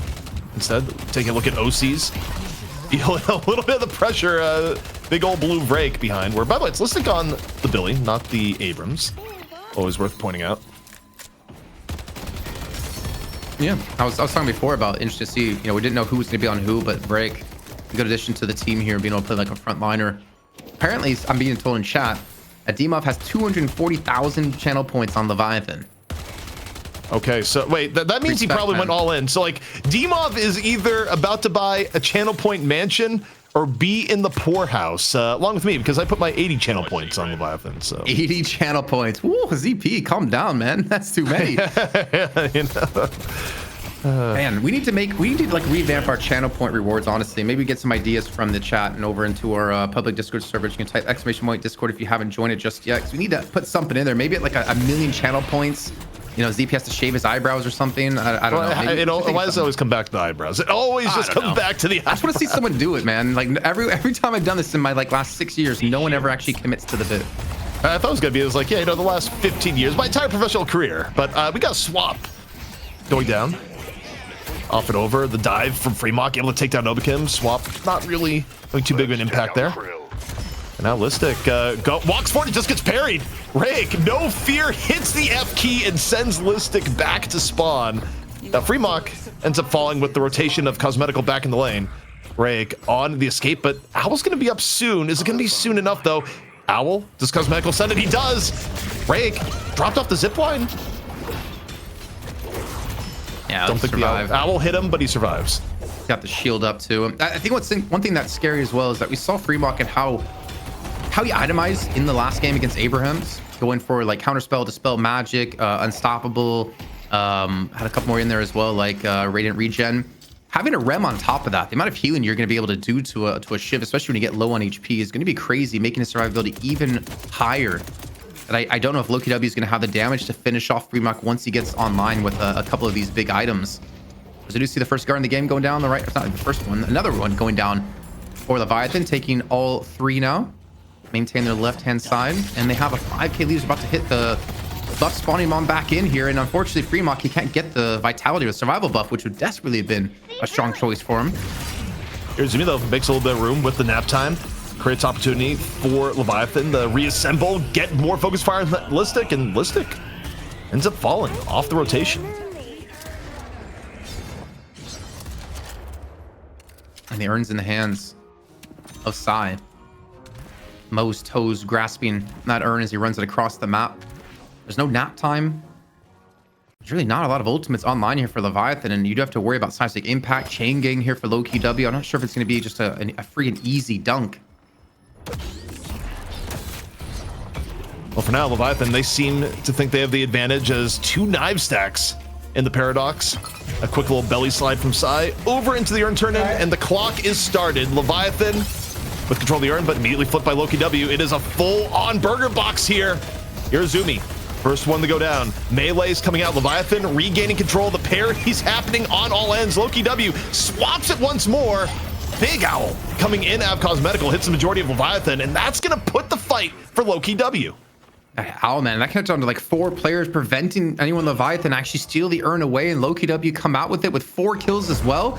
And the quick swing in souls, man, they're up now 4,000 themselves. That one urn fight, giving them not complete control of the game, but putting them completely back in the game and ahead in the game. I don't necessarily agree with Leviathan going for that dunk right away, considering they didn't have a lot of ultimates up and ready to go, a lot of key ultimates that they would have needed, but they tried to push the pressure and maybe capitalize on Lowkey W making a mistake, and extremely low, and he should die to OCs. You'd think. Actually, no. But also, you got the Abrams factor, Infernal Resilience, keep you alive, and here comes the Calvary Cosmetical. Over the top decides, I can take a half HP OCs. Surely, nothing bad would happen here, but guess what? Rem joins the battle. At the same time, it creates enough clearance for OCs, likely to at least get into the teleporter. But while this is going on, up top, Cosmetical lets loose another Owl, takes down Overseas, and what stacks is Cosmetical at right now? It's felt like a pretty effective GT game. Should be pretty decent. I mean, I think the Owl was meant initially for Overseas, but Overseas just kind of showed up, and now there's Rem the Rat being thrown back in a spawn. Hoot decimates him, and this lead is now exploded to 7k for Lowkey W. And they're gonna take a guard on the left-hand side. What a spot, man. One bad urn play for Leviathan. Letting Lowkey W a 10k lead now, 12.5 minutes in. As Ray trying to be focused on here by Obi Kim, but again, it's Celeste. Most likely going to be escaping this one. Oh, that's painful, man. Leviathan were in the driver's seat and just threw it away. Yeah, I mean, they had the edge going into urn fight, but that edge quite literally blown away by Cosmetical with what was a fight-winning Owl. And now, up 10k, and it wouldn't be EU without a quick little pause. OC's dropping the pause at not high HP, but not really under pressure either. Do we maybe have that urn fight in a replay somehow, or at least maybe seeing the Owl coming in like the very tail end of it, because that 4-man connection was pretty massive. You know, while we're paused, I got a chance to see chat, and so they were on the Massive Fed, like, how is ZP seeing what's going on? Chat, I watched like 20 hours of urn burger boxing this weekend. I have experience. Every single game of DSI we were watching, and let me tell you, there was a lot of urns fought over. I just, you know, it was a watch party. I didn't have to do that during the watch party, but if you're casting, you did. Another guided Owl coming on in. Oh, okay. Plus 40. Okay, now my 10k channel points, I'm a little bit sad because I don't think I'm gonna be getting any of those back anytime soon. It's been a very good ramp for Cosmetical. Plus 40 Spirit is no joke, especially when it's not even 15 minutes into the game yet. And yeah, I mean, urn fights now, they're a little bit troublesome for Leviathan, where you have to worry about the fact that are the people like basically committing for the burger going to get hit by a thermonuclear Owl? And the answer is yes. Yes, they are. Unless you pick GT before the urn. I mean, that's gonna be very difficult to do so, considering Cosmetical generally plays extremely safe in his positioning. Gmok, though, this would be a good kill to happen. It seems like the combos just really haven't been there to net into kills. Zokim's gonna fall from the serrated knives coming on through. There's another Owl as well, connect on to Freemok, and well, Cosmetical adding some extra stacks towards his tally. This is yeah, it's starting to get out of hand, I would say, a little bit. 10k still, but Cosmetical, like, once he gets boundless online, my lord, I would not want to fight against him. Also, just we haven't checked in a little bit.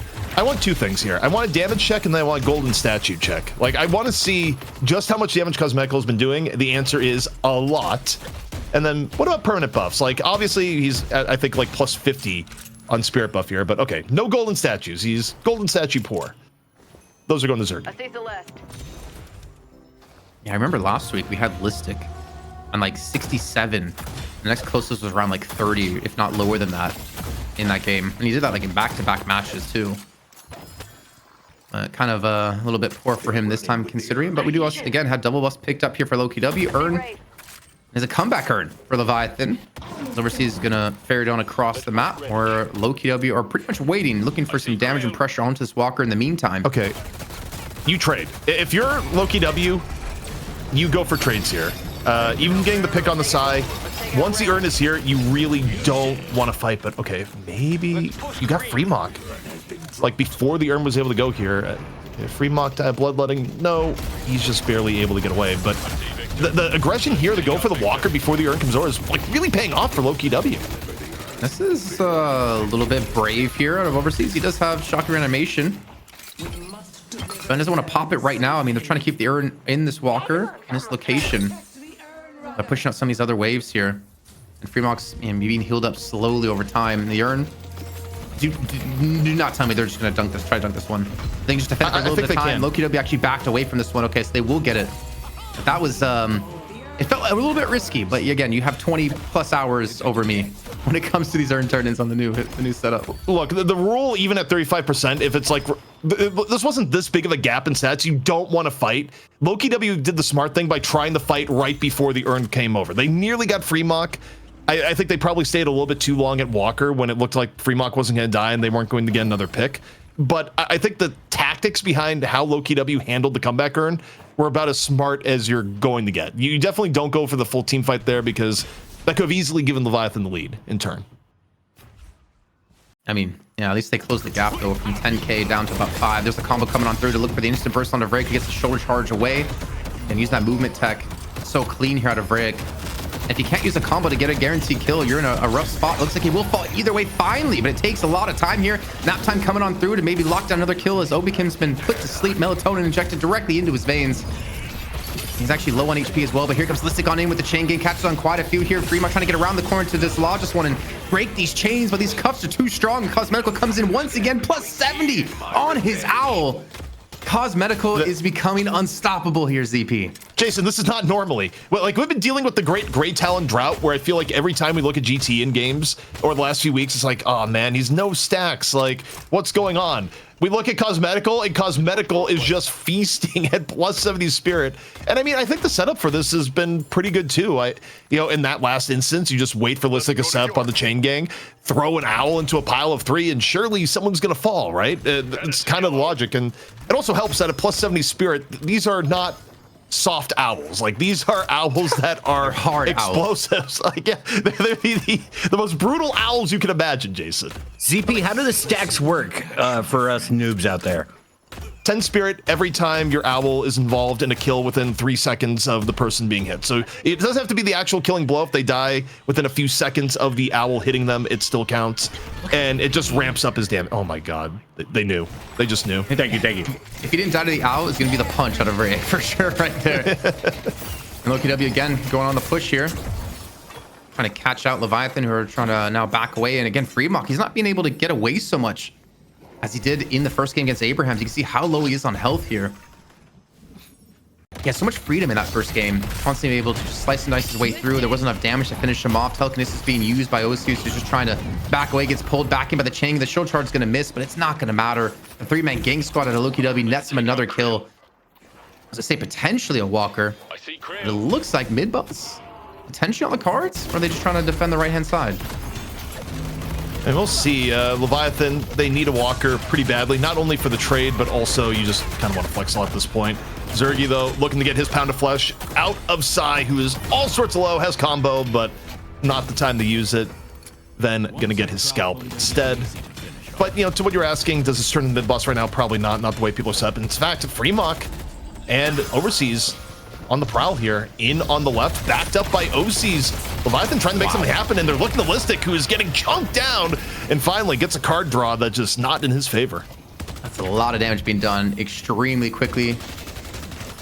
They were thinking about going for the chase on a Vrek, as actually Obikim's being chased down by Freemock here. I think he has enough serrated knives in him that it's probably going to be a dead Paradox. Oh, actually, not enough blades left to go here. He does escape here, but I mean, kind of look at was it counterspell? No dispel magic shit, radiant regen, going for heal bay next as well. I mean, Freemock's been controlled a bit, but the thing is, like, even the lead right now Lowkey W has, I wouldn't say the game's over. It's still within reach of Leviathan after you saw that first match coming back from being down almost 25k.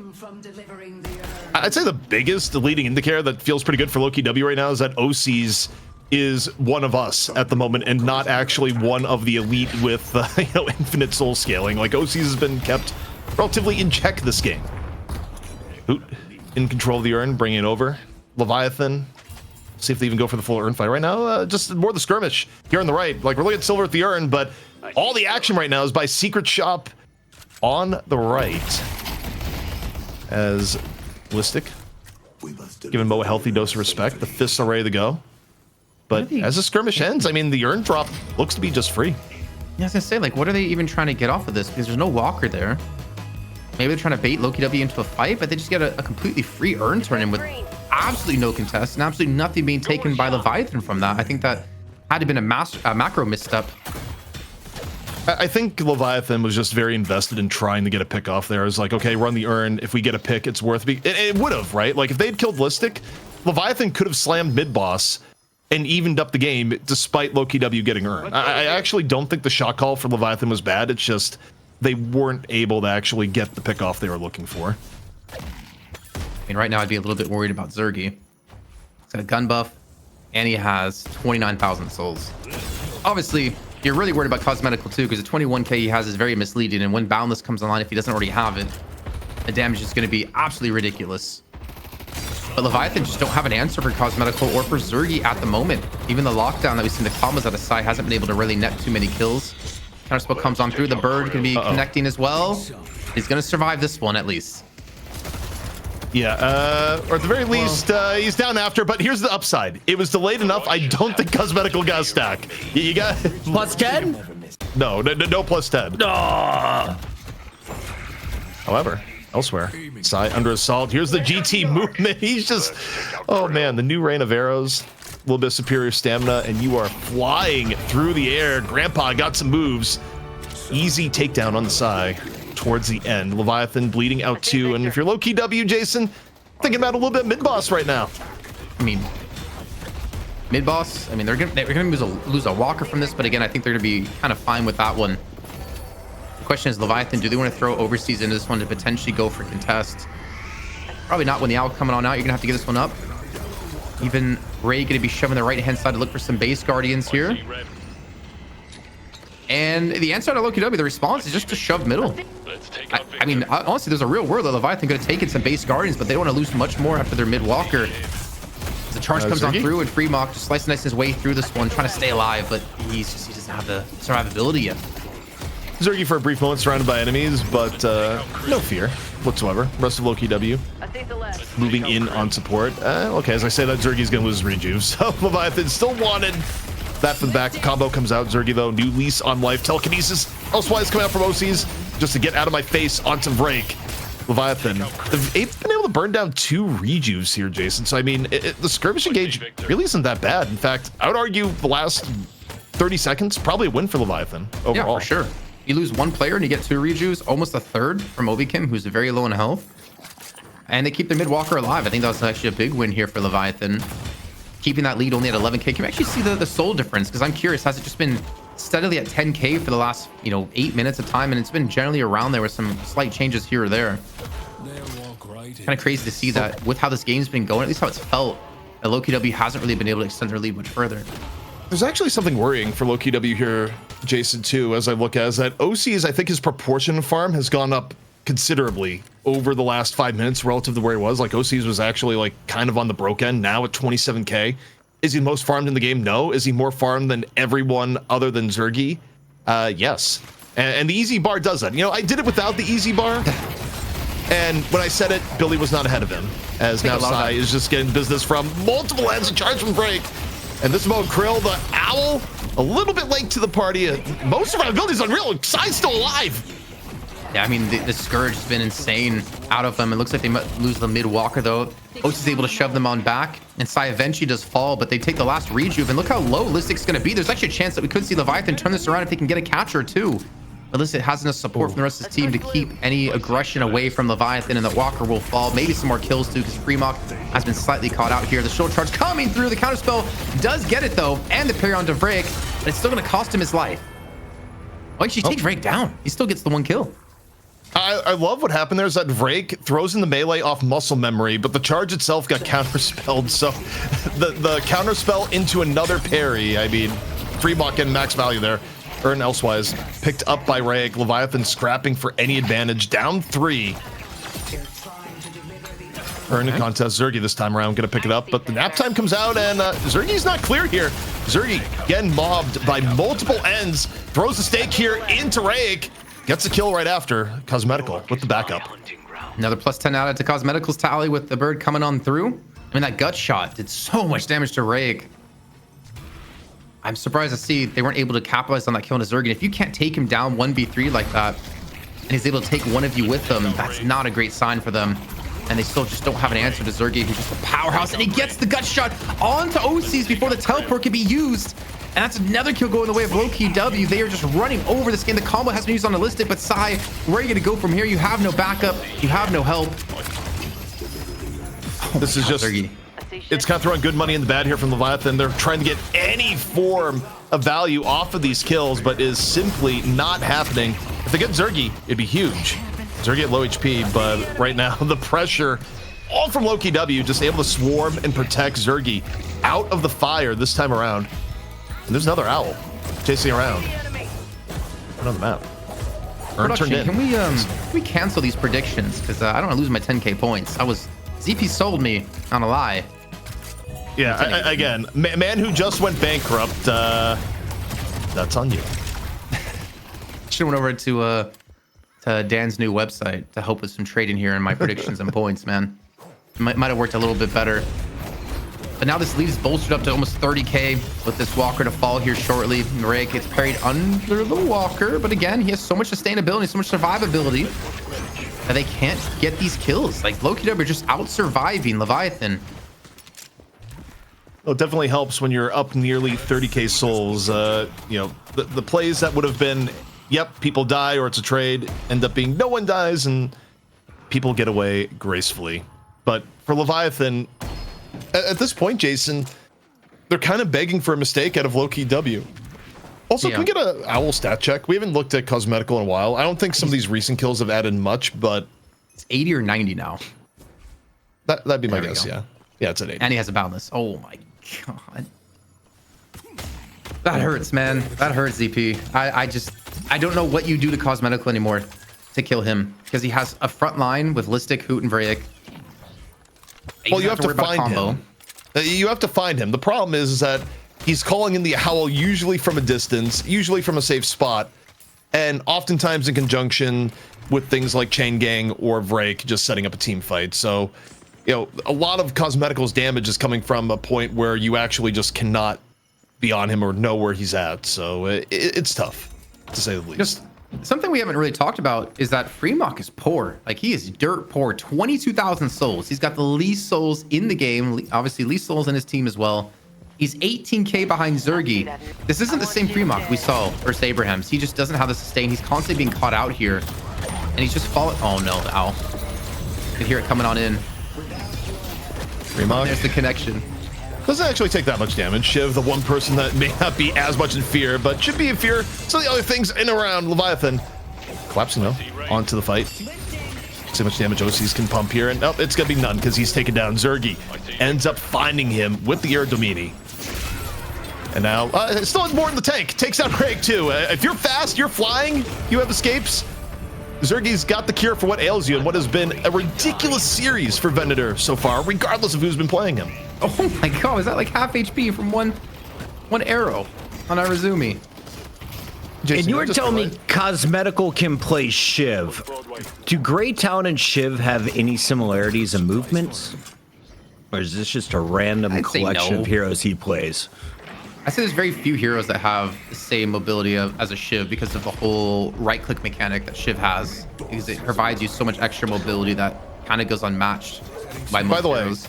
If Dimov went all in and that 240k channel points was all that he had, Dimov is also on the verge of being bankrupt. One of us pro players, not different. He's a man of the people, you know? He took points and he can give it points.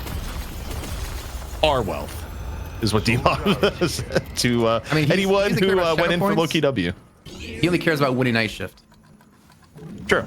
And of course, you're going to be seeing D-Mob later today in North America, where though he's the What's he Bulgarian wearing? beast.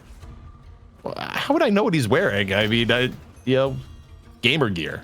I mean, what gaming chair does he have? Who knows? D-Mob plays fully cosplayed up every time in Night Shift. We just don't have. That's what I assumed. Yeah. I know I who hope he's it's cosplaying this viscous. time, Puckett. Lady Geist. Geist may be dead right now, Jason. It's sad, but Not in Don't D-Mob, want though. to say I paid Yoshi, but I paid Yoshi all my money. Ways under attack. well, look, if you could like utilize that pipeline, Puckett, and you know, channel your rem hate there. Listen, he let me play with the urns this week. It's been fantastic. We're doing some new changes next week, ZP. What else did you want me Okay. to fix? No, just send Rem into the sun. Thank you. But Jason, Rem, got it. Whoa, whoa. Lowkey W, looking for the urn here. This is comeback urn, Leviathan. Okay, then. Are they looking to take the fight? Yes, they are. They're in. They put the urn to their side. Already shocking reanimation is brought out, but the urn is dunked in. So all the resistances are gone. Lowkey W, this is the fight they want to take now, and they waste no time. You see Hoot deeper in, gets hit by the combo. They still have the rejuves backing them up. The owl in from afar, grounds Rayek. This cosmetical finds OCs in the melee. Rain of arrows. He's going for Rem. He's on my wavelength right now. Looking for one more shot. Put him to bed. Down he goes. Why are you such a Rem hater, ZP? What happened to you? How many Rems abused you, man? I've been consistent. I have always just, you know, take out. The night terrors, Jason. You've never had one until you had one. Oh, then you don't forget them. You know, the first Deadlock land, I'm just gonna like walk up to ZP randomly throughout the event, just hit him with a pillow. Just say, like, Rem told me to do this. Honestly, would not be surprised. But otherwise, that may have been one of the last chances for Leviathan to get the game state in their favor. Lowkey W now take care of business wherever they need. Shrines going down for Leviathan. And now it's going to be first stage Patron 2 with still 2 rejuves in the tank. And at this point, Jason, I'd like to see them finish, but maybe they'll play it safe as Obakim right now. A little bit one-on-one versus Celeste, and Obakim happy to take the engage.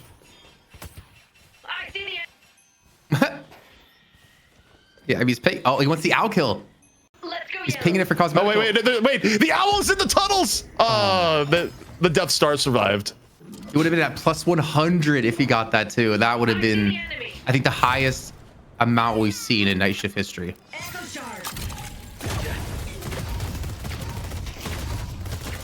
Well, right now, Jason, we're looking towards a map 3, where Leviathan was able to surprise Abrahams, able to surprise him map 1.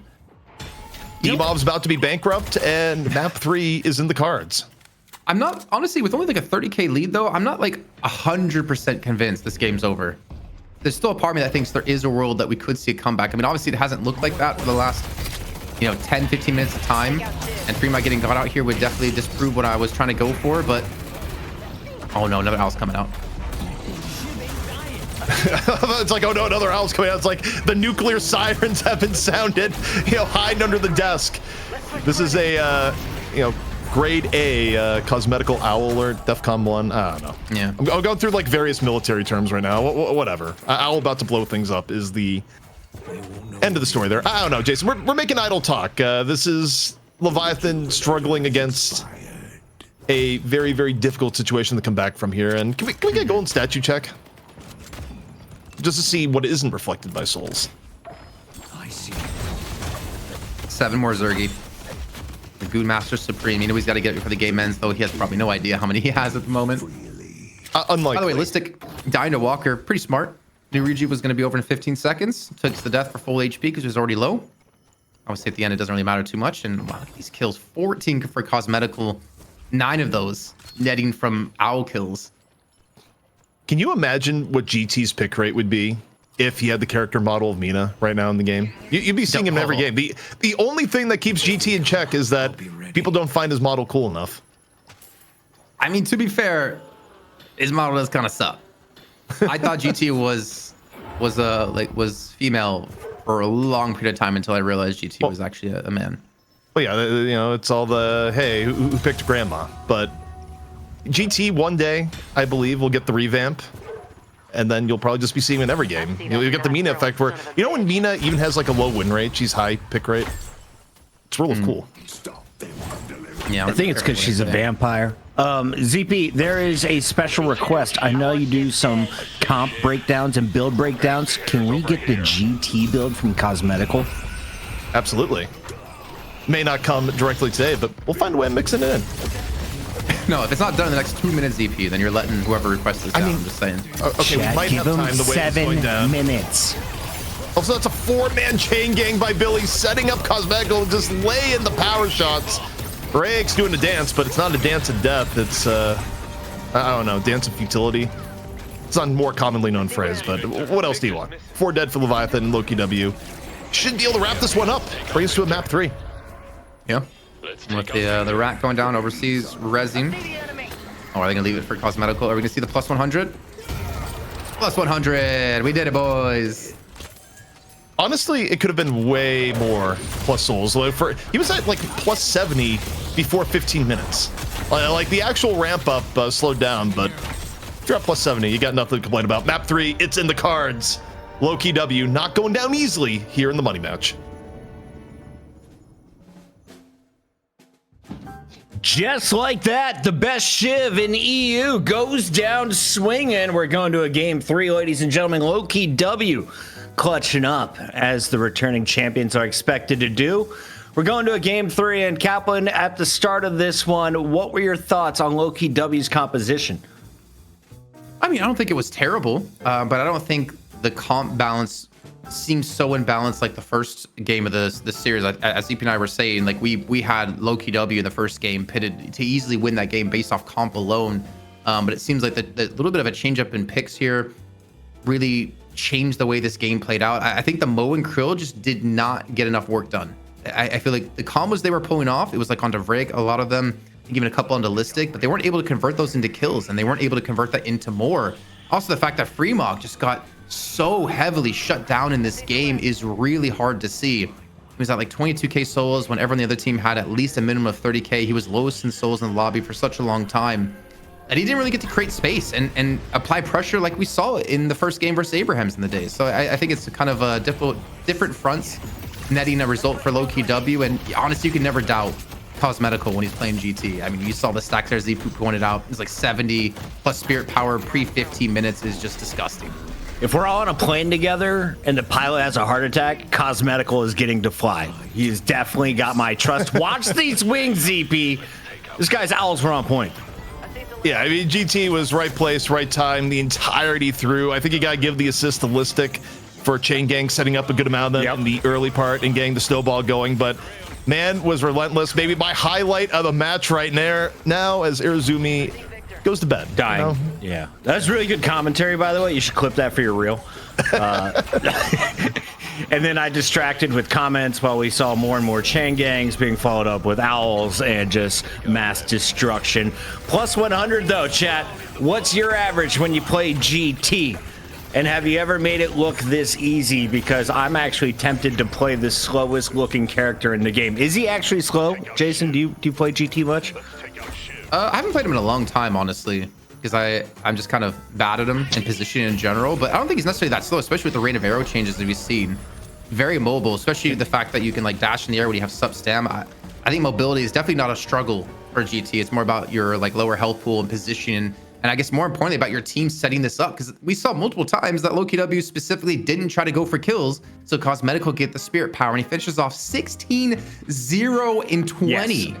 So ZP, he was actually on fire at level 4, chat informed me. He was on fire until the end of the game. A ridiculous performance. Leviathan, 45 kills to 14 when you're looking at the builds. For those on a cell phone, what do you see, ZP? Anything standing out?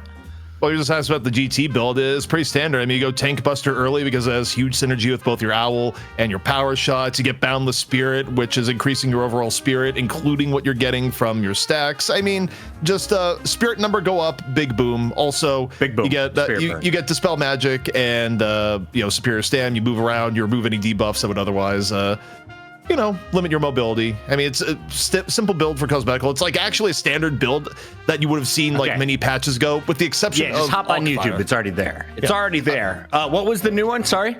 Alkfire. Alkfire is like higher value this patch with the urn fights. But other than that, all the rest of it's been around forever.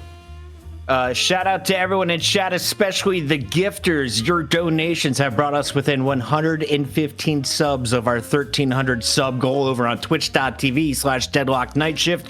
We're killing it over on YouTube at Deadlock Night Shift, and ZP is a wizard when it comes to builds. He gives me mine. I don't use them because I forget to put them in my queue and I'm lazy. But you can find them all during this break. In the meantime, Kaplan, thoughts on who is in the MVP race going into this game 3?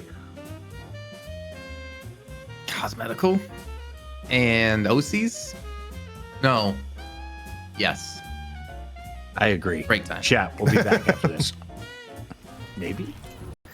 Welcome back. We got turtle lovers on the show, as well as a man who eats salad with a spoon. Can you guess what country he's from, chat? It's not one of the 3 on your screen. Jason Kaplan, as we abuse those who work behind the scenes, we have to also shine a bright light on those who have entertained tonight. You called out 2 in particular, Cosmetical, who has showcased a great talent, and then OCs, who has showcased a Wraith and a very nasty Venator. What do you want to see more of? Yes. More games. We're turning this into a best of 5. If we reach another 100, how many subs we need for our goal? We need more subs. 113 more subs. It becomes a best of 5. And ZP solo cast the last 3 games. None of what has been said is accurate. That is my disclaimer. My official disclaimer about the 113 more teams. subs. ZP said he's going to wax his eyebrows off. You heard it here first. Yeah, we're going to create a bunch of new goals here on the stream. The next one is if you want to see ZP dressed as your favorite unicorn princess, aka Celeste. He already has the boots from Amazon being shipped to his house. He may or may not have ordered it, but when he sent the public email to all of our addresses, it became public knowledge. So let's jump into this next match. ZP, think of your high heels. Your size 10.5, right? Size 13. Good. Got those. All right, calm down. Let's take a look here at our bans. I don't think you're banning Celeste. The heels are getting in. Lady Geist ain't wearing any shoes around my cursed apple. So who is getting banned out? Who's getting picked early here, ZP? Pocket has been abused by the bans.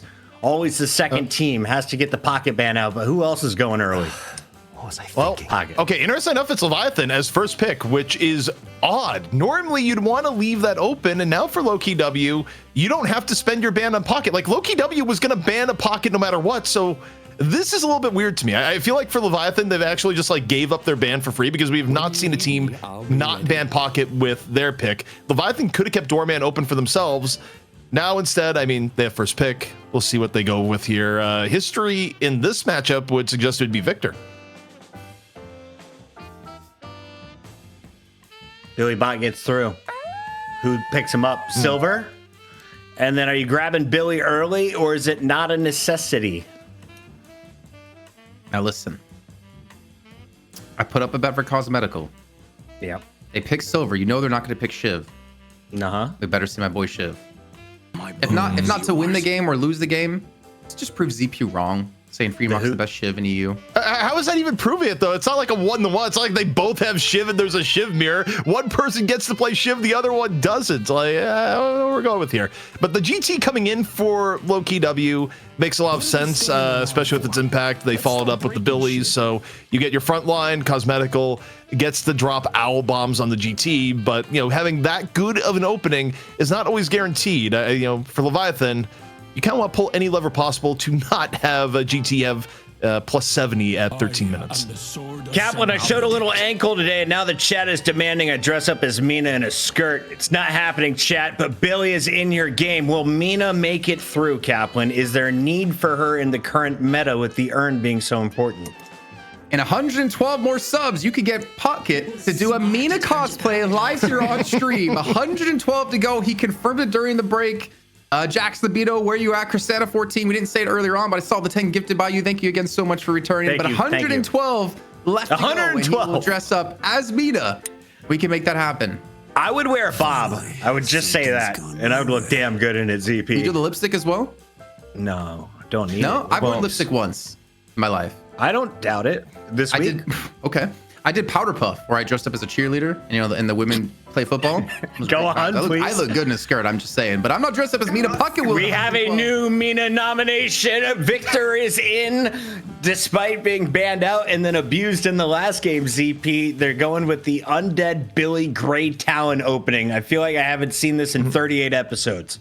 Yeah, I mean, priority is on frontline and space for cosmetical. It's kind of a mix of some of the priorities we've seen. Leviathan, though, okay, this is super interesting. So Lowkey W bans Viscus, maybe expecting, okay, Leviathan will pick Rem for Irizumi. Irizumi says, nah, not about that. Bans the Rem in turn. It almost makes me wonder here, is Leviathan angling to go for a Kelvin when their pick comes up? Lowkey W, they don't care. They add more beef to the lineup. 3 strong frontline characters backed by GT. That's Lowkey W plan. Leviathan, we'll see how they respond. I assume if they're going to take down the Rem that they're planning on something on the support event. The only thing I can imagine here would be a Kelvin, but we'll see. They may not go either. Bebop is back in the building. I saw the chat saying, I've seen enough. Bebop needs to be nerfed. Bebop was not in any of the lobbies previously. Kaplan, there's been a lot of bomb haters, a lot of bomb abusers in the low ranks, but you were telling me you just got to buy Dispel Magic and he's worthless, right? Or why do I want a Bebop in my game? I think it was ZP telling you that, to be honest. Okay. But I don't think, yeah, you don't really see, you get me and ZP confused quite a bit, but we look so different, I feel like. You know, I got the Italian mustache and he's got the American. I don't look at you guys ever. I just stare at my own face. I mean, the thing is, Bebop, we don't really see him as bomb build. We don't see him as gun build anymore. It's just kind of a general. Oh no, we see him just as like a general kind of build. Oh, you see that Puckett? Oh, Snuggles. They're excited for you. They're excited for. Now 92 subs to go, and Puckett for our 41st night shift. We'll dress up as Mina. No, we got to get to at least 1,500 subs before so. Like 1,300 isn't really a milestone. I feel like the Twitch mods just got lazy Jake here. For like, what was it, like 500 subs or something? He was happy to dress up as Shoppy, bro. That guy will dress up at a heartbeat. McGinnis is in the game as well. An S tier character is breaking through, or is she? Yeah. No, I think is she good at a pro level? Yeah, she's quite good. I actually think she's been underpicked. When we saw her in DSI this weekend, she looked really good. In terms of earned fighting, she's one of the best characters that you can have in that situation. It's also probably going to be Irizumi's character here. Like, I'm sitting here like racking my head thinking like, hey, who's Irizumi going to play? People have been as hot on Kelvin. I actually think for Lowkey W's end too, the Ivy may be a little bit underrated also. I mean, Stone Form is a great way of breaking up Burger Blocks, especially if, people actually going like even earlier Echo Shard to just like double Stone Form, which wasn't uncommon on Ivy before, but is even more prioritized for in control. The thing I don't love about the Lowkey W draft is that Mirage taking on Mirage. The curse of Mirage is real. I knew you were gonna say it. Why do you hate Mirage the same way I hate Lady Guy ZP? Does he abuse you at your rank? No, right now he's 3-17 in the last like 3 days, and I think this patch is better for Mirage. Yeah, it's stats. Like, even though I think he's better on this patch than he was on the DSI weekend patch, Mirage has just not been performing in games here. So, yeah, on one hand, Lowkey W, I like the first half of their draft. On the other hand, they got to find a way to win with Mirage. It's doable. The 4th win in the last 3 days of competitive Deadlock. It's going to happen here. I'm digging Lowkey W. You got such a strong front line. Cosmetical's going to tear things up yet again here with the Owls. But I'm real curious, man. The question for me is, Leviathan, are they grasping at straws here with a Bebop and McGinnis, or is this something they've been secretly working on and hiding, man? Because obviously with the weekend coming up, Leviathan's in the open bracket, having to qualify for the main event on Saturday and Sunday on this Friday. To throw something like this into the mix here, if that's something you've been hiding, is going to be a little bit risky, but I think they want this game 3. They want their title back. I mean, to go into NSO with a night shift win would be huge, I think, for them. I wish we could do crazy odds with this prediction. Will OCs lead the lobby in souls? I think I'd put it at just 2-1 odds, and I'm going with a yes, ZP. I think it's happening tonight. If he doesn't do it, who does? I mean, if he doesn't do it, Zergy would be the next logical guess. I mean, they're both kind of position 1 for their respective teams. I think, though, it's a little bit hard. I mean, granted, it happened 2 games in a row, so look, it could happen with the Ven, but I feel like if you're Lowkey W, you're going to be trying to put more pressure to shut down the Ven before OCs gets mega farmed. We'll see if they can do it, though. Chat, does anyone want to see ZP dressed up as a priest? Come on over to his church every Sunday down in Minnesota. In the meantime, it's Game 3, Lowkey W versus Leviathan. Well, Jason, as I say, our Father who art in heaven, hallowed be thy name. Look, I went through a good amount of Sunday school as a kid, father's orders and all that. And, I think if I'm not going to test it, but I may be able to do a full Our Father at some point. That's all I know. I don't want to see you dressed up as a priest. I want to see you in that ballerina outfit, the tutu, the high heels, the unicorn horn. I feel like we can make this happen at some point. You'd also have to put it, if you wanted to do a good Celeste cosplay, you'd also have to do some good fake tattoo work. Also, there's a lot. We can make it happen. Good Celeste cosplay. In 92 more, no. But Jason, taking a look at the lanes here, Bebop has made his return, and while Bebop suffered some nerfs and isn't as favored in the current meta, he's still a lane demon, and I think Bebop himself is one of those heroes that I feel like, regardless of whatever the meta is, whatever the game state is, Bebop has a factor of just win the game as Bebop. I mean, it's overseas. For me, he was, I don't know anymore, the best Bebop in EU over Demo, over TAS. It's just been a long time since we've seen him really play Bebop and to play it as a mainstay for him. Doesn't have Hook picked up just yet, obviously early on. But I mean, looking at things though, I think one factor for Leviathan is just don't let Cosmetical get stacks early. As you pointed out, was it 70 extra spirit powers, 17 minutes in? You just can't let him have that. That's just too much free damage that you potentially could mitigate. But obviously the communication, the coordination, more important, out of Lowkey W to make that work is definitely an important factor into this one. But I do wonder, who are you going to kill in mid lane with this Bebop, though? I mean, we'll see. I don't think either are the easiest kills. I mean, arguably, you can get a kill on Victor before shocking reanimation. But also, I'm just re-looking at the draft, and what shocks me? Wraith was fully available for Lowkey W. Lowkey W decided, yep, we're just going to put Zergia Mirage over the Wraith, and that seems weird to me. I mean, I'm trying to think about it. That was actual. The fact that did not hit from that angle. Maybe it was a last minute pivot on his screen and the observer went wild, but that felt like a parry that probably should have happened if the aim was a bit more on target. The thing is, I can't really argue with the stats when it comes to Mirage, but I think, honestly, I think the fact that he was was it 3 and 14? You said. Mirage is 3 and 17 if you count DSI and today. Just DSI. It was 3 and 16. 3 and 16? I mean, I think it was specifically due to the fact that he doesn't really offer anything when it comes to the earn contested in the middle. But the fact they moved back to the sides, I still think Mirage is good. I think the stats have been really misleading when it comes to that. I think it was mostly just due to the fact of the way the earn was in middle, to be honest. I think it still has crazy impact later on in the game, especially with the macro plays you can pull off as Mirage. It's level 5 tornado, and then you just relic it, right? You got 4 tornadoes, ZP. Why is that not good? Well, the way people play Mirage in a lot of these games, that even if you're late enough, you go Echo Shock Tornado. People are usually just sitting from the back, trying to pump damage. Is a lot of it. For Mirage, he's a hero where you're only using very minimal parts of your kit, but Cosmetical just goes deep, and OC's just basic tracking takes him down. 2-to-1 odds are now dropped down to 1.8. Not a good start here for Cosmetical. And a very good start for OC. He's picking up 2 kills in lane. Gets shoulder charged. Oh, did they actually swap lanes? They put Victor in towards the right lane now. So they swapped him from middle. So they put Hoot over there, and they put Obikim over towards mid on the Ivy. So a little bit of a change up coming through to kind of balance out how these lanes have been played. But McGinnis Venator, that's not a lane we've really seen ever. But a wall plus gut shot is pretty damn deadly. Kind of hard to miss a gut shot when you have a wall.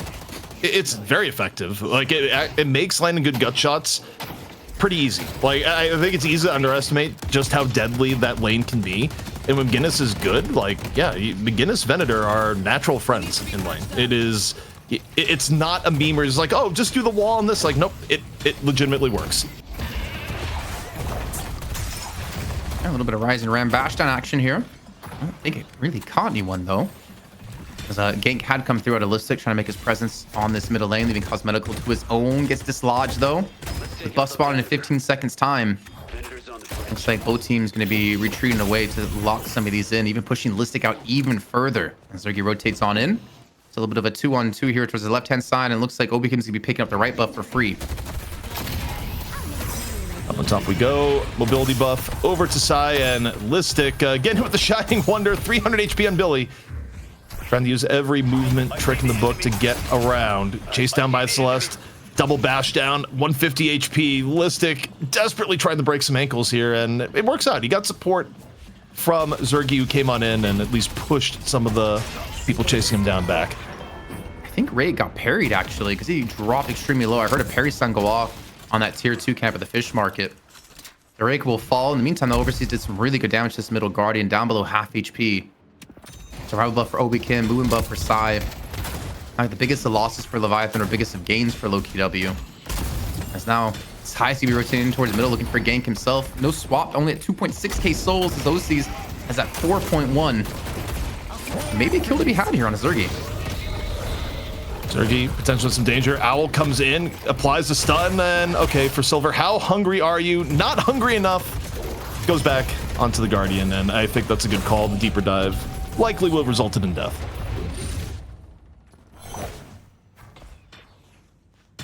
So a slight lead for Leviathan at this point in the game. You know, Dan and I were talking about the changes to boxes and the changes to the tier 2 camps being 5 minutes instead of 6. We didn't get to hear your thoughts, ZP, if you had any on those in particular. Sorry, was the folk just the timers changing?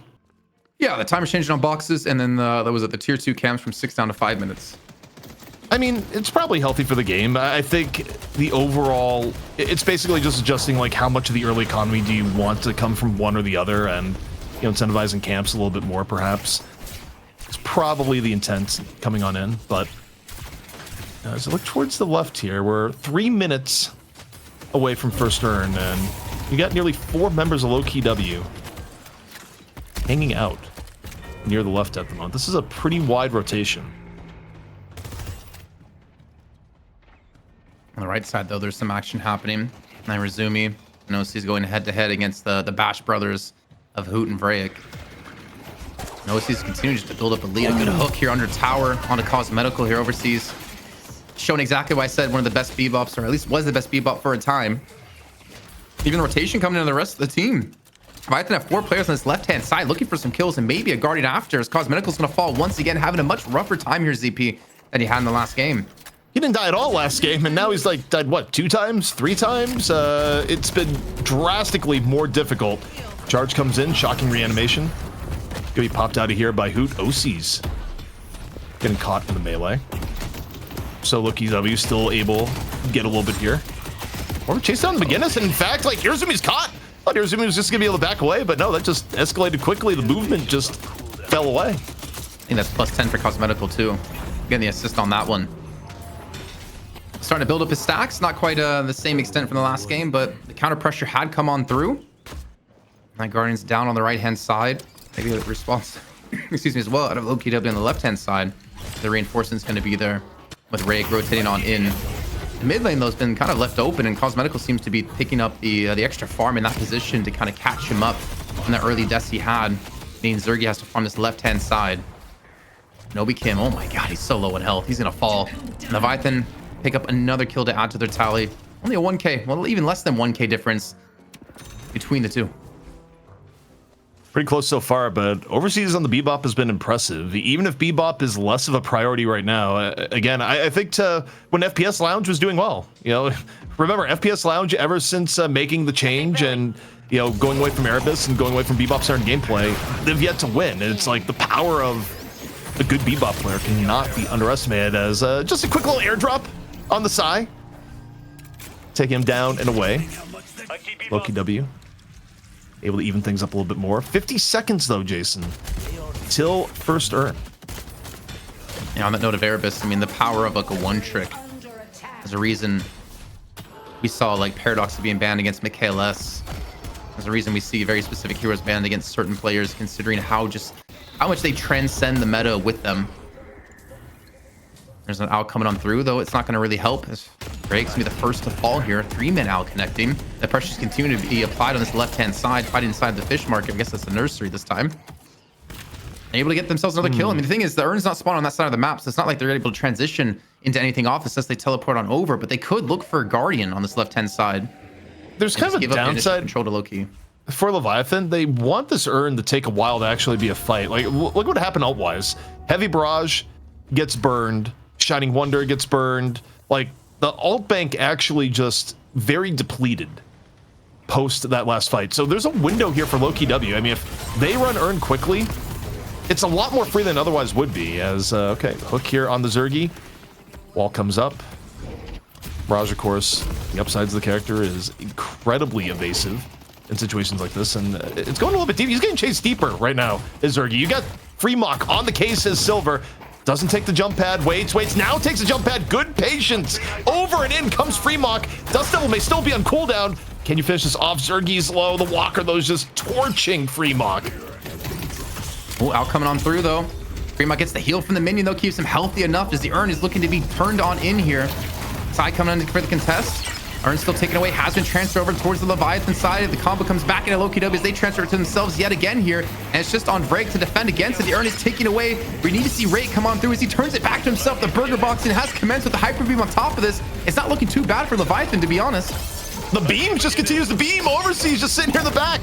Uncontested, laying in the damage. Lowkey W going for the Urn has created all sorts of pain. The Bebop of Overseas clears space and gives the Urn to Leviathan. Remember, Jason, this is a best of 3 in Leviathan. Now in a commanding spot, a great lead to potentially unseat Lowkey W and be back on top.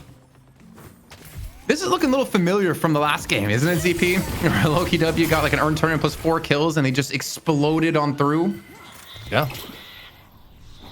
This is a little bit dangerous now. And Cosmetical only at plus 10 now as we're about to hit the 12-minute mark. This is some rough times. Can we take a look at Overseas and the build Overseas went here? You know, a lot of the Bebop builds, whether you go Spirit or Gun, tend to be similar early on, but I wonder if Overseas spent a little bit more on the Spirit end. No, not really. Still more gun-centric. The one item that's been picked up a lot, depending on the character, is a lot of people loving Grit early on. Yeah, I think it's such a strong item. The fact that it builds into so many different things, like so many different shielding things, is like super important. And especially considering what you're going against. Extra shield's gonna be, sorry, excuse me, super important. You know, I gotta say, Jason, should Lowkey W lose this game, you know, puts Mirage at like 3-18 since the weekend. But okay, we got the replay here. Backs up. Gets the bomb kill before the beam even comes out, and look, he just gets to sit back here and no one's contesting him whatsoever. All sorts of damage being pumped in onto the Urn, and even Abrams just falling.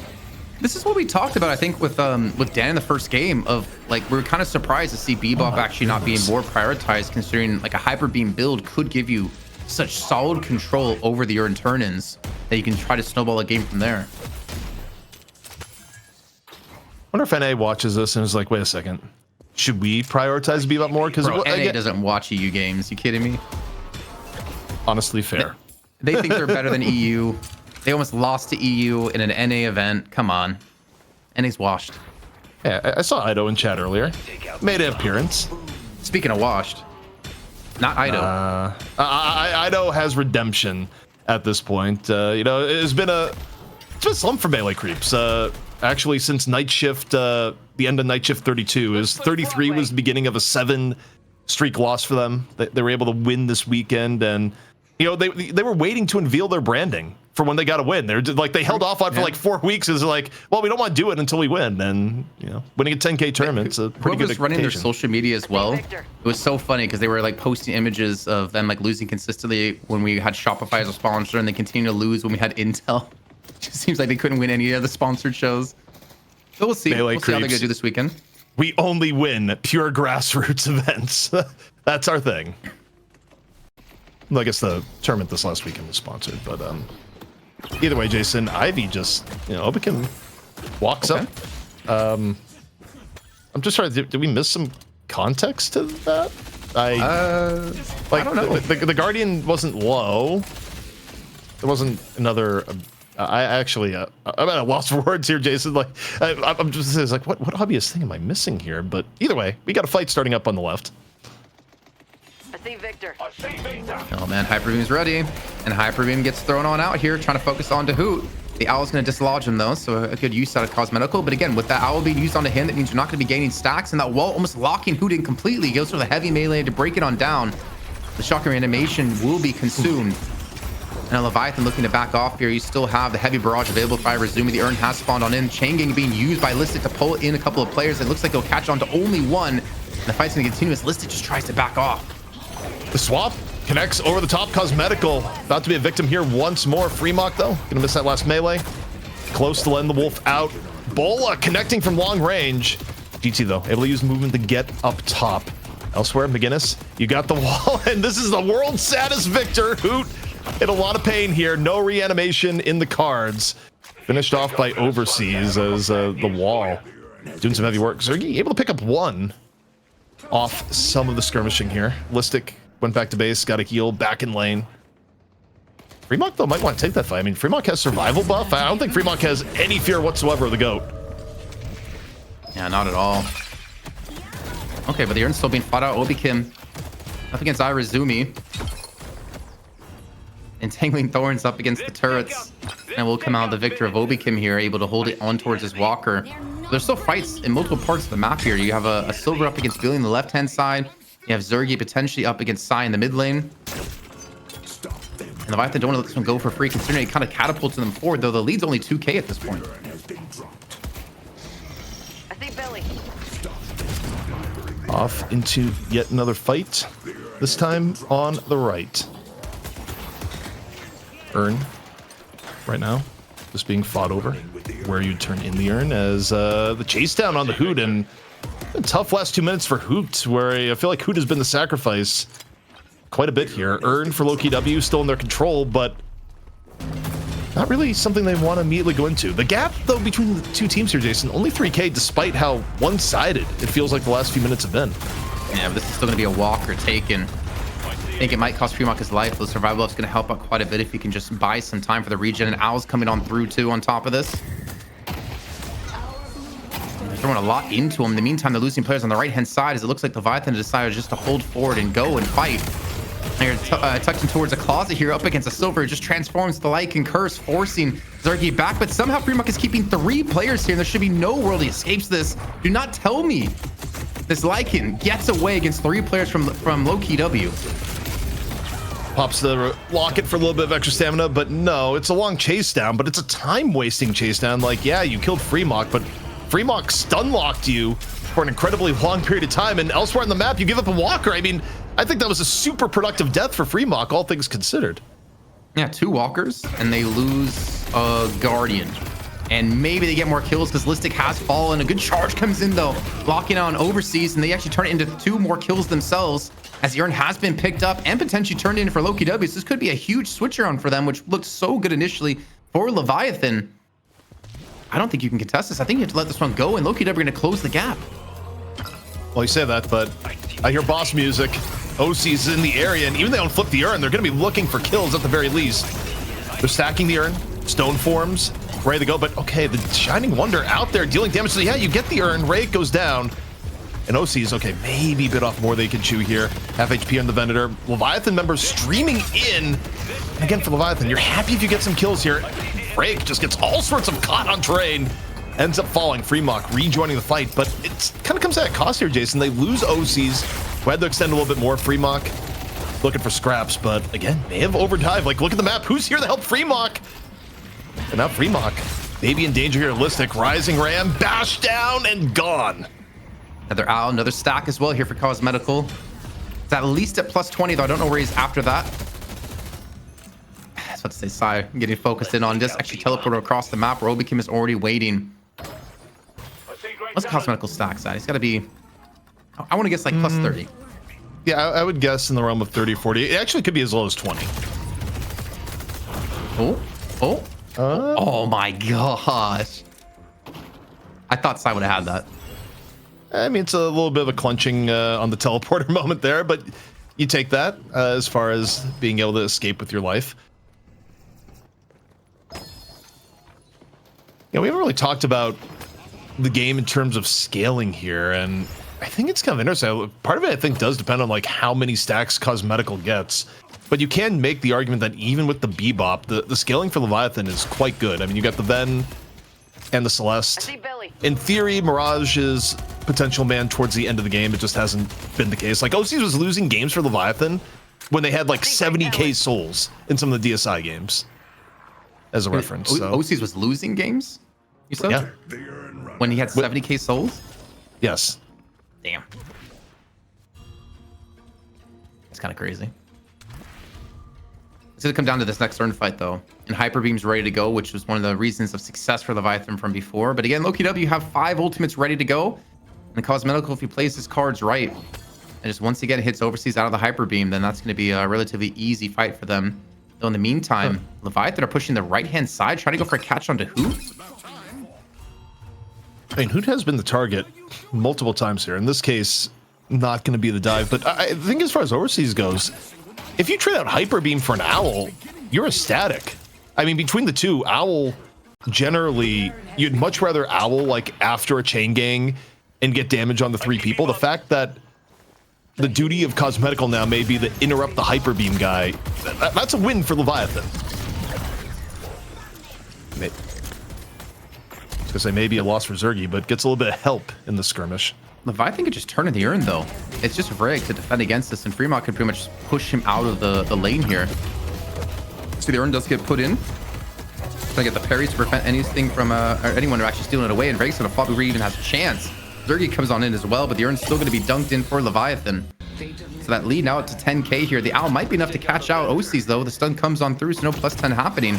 But the rest of Lowkey W are going to be there, and he's so low in health. Jason, you got rescue hooked. Overseas hooked him out of the danger. Oh my goodness, the power shot nearly clips his wings. But Overseas, the saving hook on the OCs, frees him from certain death and stops what could have been a mid-boss pivot from Lowkey W. I think if Lowkey W kill OCs there, they slam mid-boss, Jason. And the hook came on through to connect onto Hoot. Being chased down by Rayake now. But it's Hoot. I mean, he's got the best move. He probably has like top 3 movement in the game worldwide. And there's like one contender in there that we have. Okay, Iradomini taking down Hoot mid-air. Second connection landing as well, and the third. Look how low Hoot is going to be. There's one player we haven't seen when it comes to movement, because unfortunately he plays over in Oceania. But like Disco Virtuoso has been crowned, at least in that region, as the best movement player by far. Even a lot of North American players talk about him and how good he is at movement. You mean Australian Zergy, as everyone? Okay, you can't say that. No, that's literally like when he was on the watch party this weekend, people just walk in and be like, yo, is that Zergy? Zergy's here. And, oh, look at the saving hook. It's unreal. And the uppercut. I mean, you don't do that in your games? I don't play Bebop. I have standards. Okay, Warden spammer. What, a holiday spammer? It's more of a Venator spam. Was the Lady Guy spam, but hey, we'll let that slide. The guy who played only, like, was it Widowmaker in Overwatch? No, it was more Tracer and Cassidy. And Widow. Okay, no. I'm talking when I was casting Overwatch. It was definitely Widowmaker. I remember Hex and I making fun of you for that many times. Yeah, well, I won games, Jason. What do you want from me?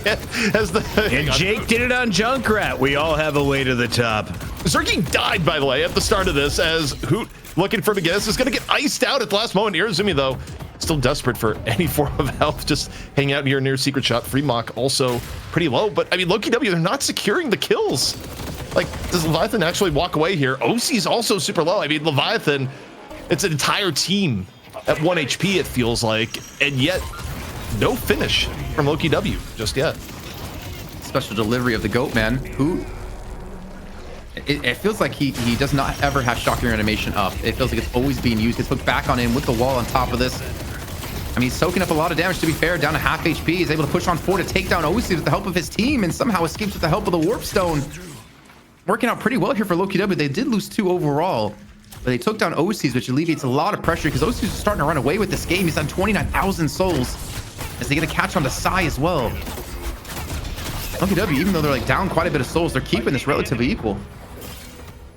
2 for 2 after what was a very long fight. It started out with Zergy getting picked, half of Leviathan at no HP. I mean, it's actually unreal that didn't turn into a rout for Lowkey W. Credit to the movement of Leviathan to keep that even. And we end up in a situation where Leviathan still with a small lead, but neither team in enough an advantage to go mid boss immediately thereafter. Also, I want 2 things here. Can we get a look at Cosmetical on the owl stacks and also a golden statue check. It's about time. It's 25 minutes in.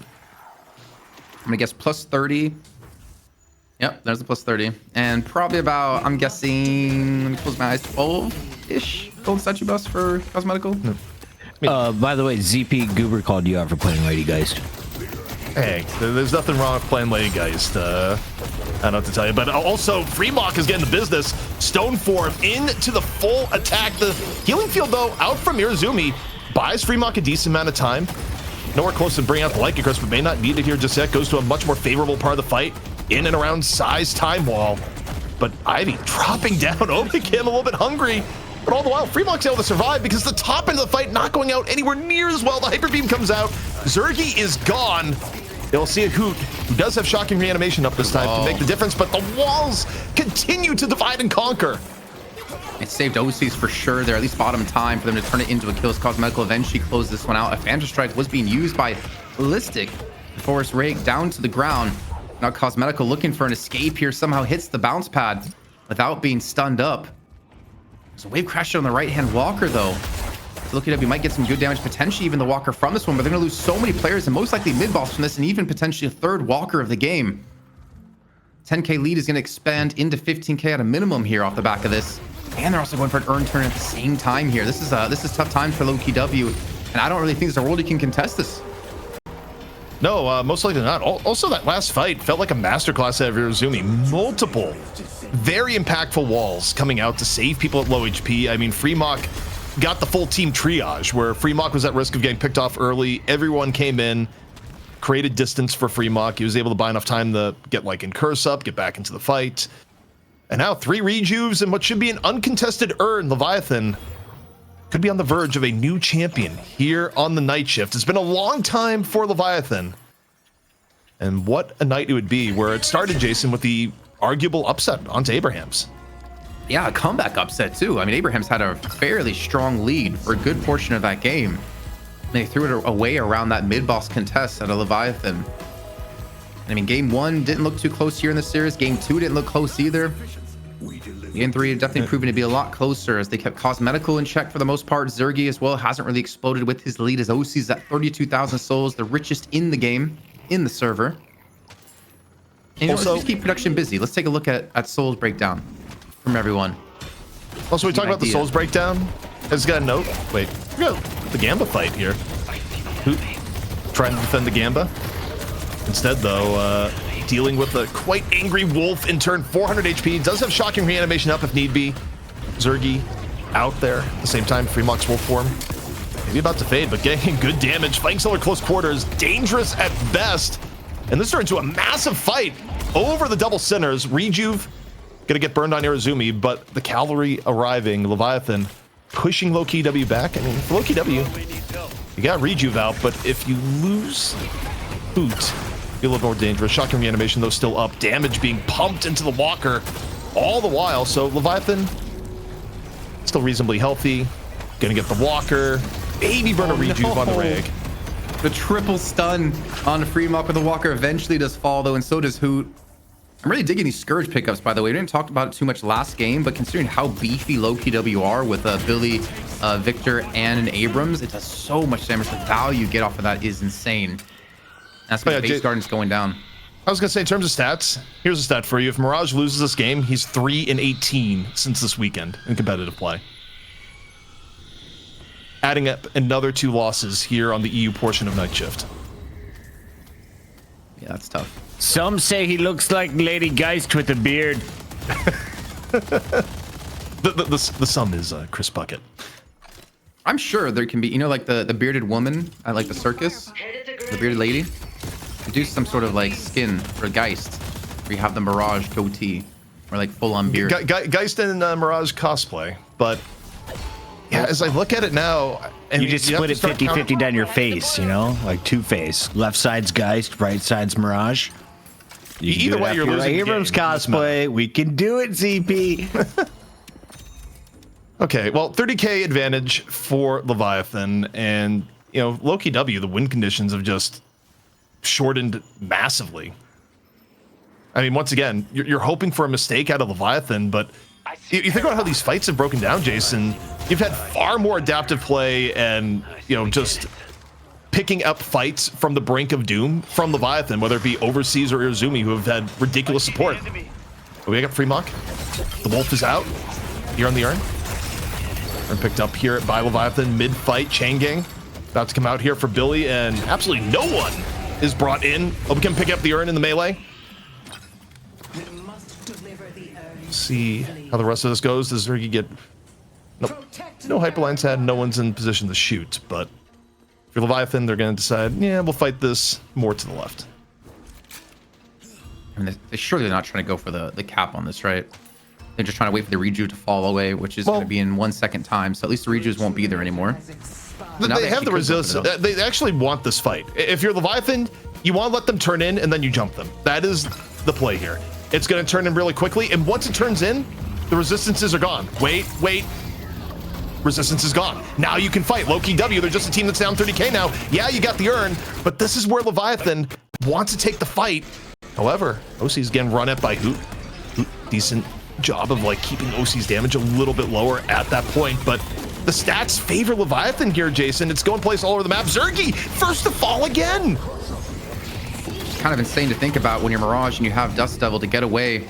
That's the impact and the charge being used. Again, just for Vrake to escape. He gets hooked right back in towards his death return fire being popped, but it's not going to buy any time for Vrake as him and Hoot both fall. And it's all left to Cosmetical and Listic. Reju's not going to be there, but the 22k soul lead will be. And so are these shrines here in the next few seconds. This was the lesson learned at the end of DSI that Melee Creeps was able to use really effectively, is that you let the other team turn in the urn. Like, in theory, it's supposed to be an advantage that the favored team urn turns in super quickly. The problem is that once the urn turns in, you instantly lose the resistances. So Leviathan just made the call there, being like, turn in the urn. We don't care. We're going for the fight as soon as the urn is turned in. And that was a fight that Lowkey W was not equipped for at all. Turn in, you won't. You won't. And they do. And then they die. And now they get the first stage patron done. Leviathan, 30k lead now. And I would almost bet the next point of action, it has to be mid-boss. It has to be probably a bait out of Leviathan to force Lowkey W to fight you. Make him scream, then turn for the fight. Don't try to commit onto it. And that's like the winning condition.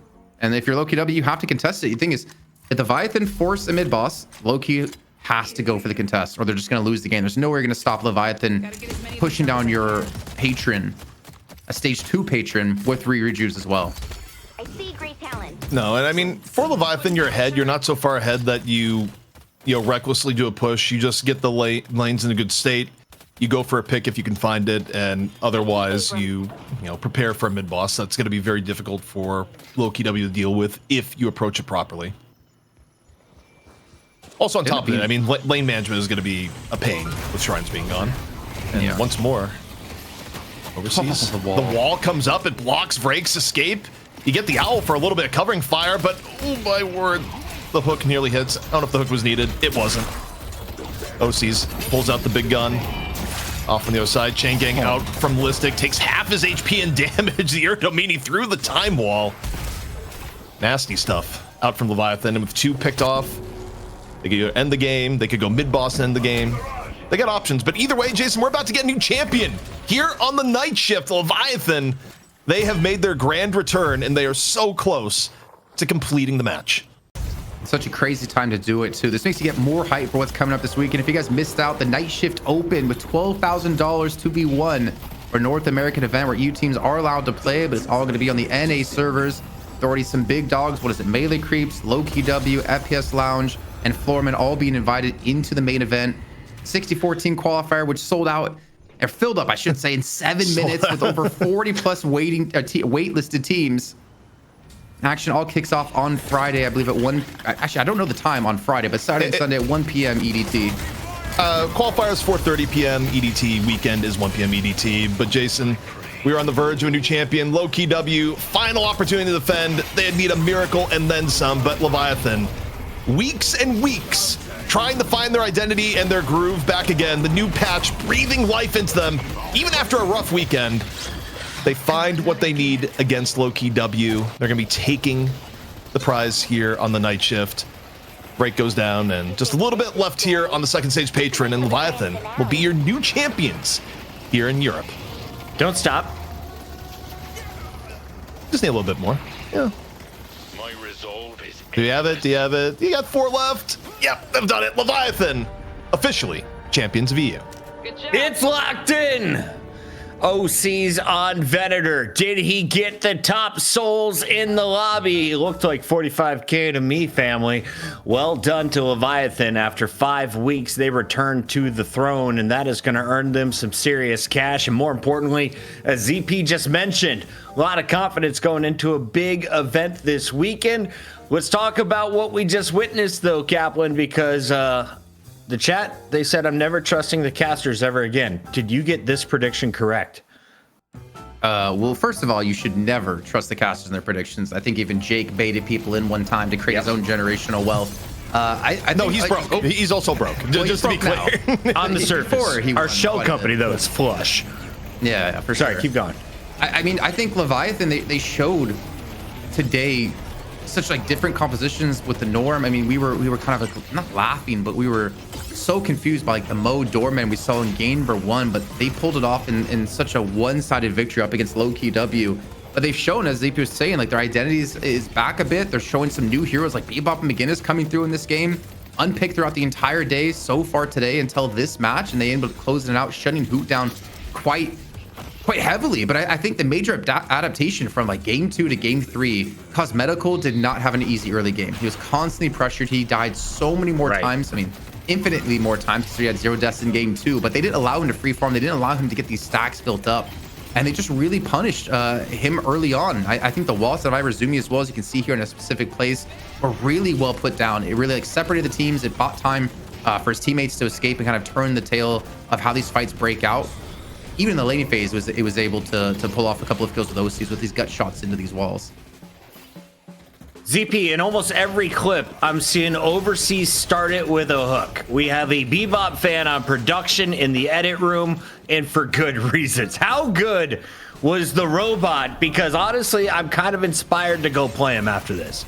I mean, Overseas was great, and not just in the ways you'd expect to Bebop. People like, oh, you know, get hook, get a kill. There were multiple saving hooks that we were seeing, Yes. and use of Hyper Beam was generally on point the entire match. I mean, look, Overseas played every aspect of Bebop to perfection. I think Irazumi, in terms of saving plays, was also right up there with a lot of walls.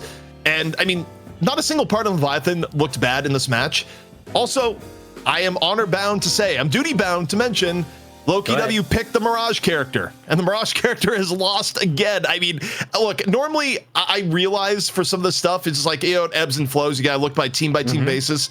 But a 3 and 18 stat line over the last 4 days for Mirage is just damning. This character, take whatever you will in terms of the analysis of it, the character is not winning games at the moment. I think it's worse than the 1 and 8 run that we saw from Lady Geist on our live broadcast. Incredible job, Mirage. You have taken the throne as the worst character to perform at a pro level. Why don't we see Drifter? There's been a lot of Drifter ban requests in the chat. What other characters do you guys hate right now? Who are you loving with all of the earn changes? My rank games have been a mess. Kaplan, as we take a look at the rainbow, though, it belongs to OC's. Freemock steals the player damage at 55K, though. Yeah, Freemock, again, it's so night and day between game 1 and 2 and 2 and 3 for him. When he's not super far behind in farm, his survivability in these fights and the annoyance he's able to be in these fights just completely change. On his Shiv, he was the poorest on the team, poorest in the lobby, and he would get shut down so easily. Here on Silver, he was able to constantly apply pressure to like Cosmetical and multiple other players. He had the freedom to use his movement. I can't think of the word I'm trying to think of. How good he is at movement to really shut down a lot of low-key players and keep his distance and get in and out of these fights. And for me, you know, ZP, I don't know if you're voting the same way, but Freemock has to be the MVP of this series over the course of this best of 3. Yeah, it's kind of interesting. Is that like I don't think Freemock was the MVP of game 1 or game 2, but if you go by the totality of his performance over the course of the series, I completely agree. I think Freemock was incredibly consistent and a key part for Leviathan. Game 1, if you did it by that, would be OC's. Game 3 would probably be Overseas, but you're going for the aggregate. I think it's got to be Freemock. Why not the rainbow twice with an OC's? They only need 2 games to win, and OC's leads the way. I'm not angry at this pick. Freemock flexing into the silver. 19 assists, 6 kills, 2 deaths, and he played bully against the victor. Let's talk about some of the key plays from the silver as we start with some of the highlights here. Kaplan, why did you love Freemock, and do I need to run Scourge with my Berserker? I think, well, the Scourge against this comp for sure just has like double value with 3 tanky heroes on the other side. We also did have requests from him to be called Fridge, or I'm gonna call him Fridge Mock. Apparently in his language it means something else. It's a name. It's, I guess, not a refrigerator like I would think, but the thing is, the work he did, I mean, over the course of the entire day, I think really showed off how good he is as a player. Again, I still wouldn't necessarily say best Shiv in EU, but he's definitely got some of the best movement in EU by far. And I think understanding of his limits in these fights, constantly dancing in and out of them, using silver to our planer to a T, honestly.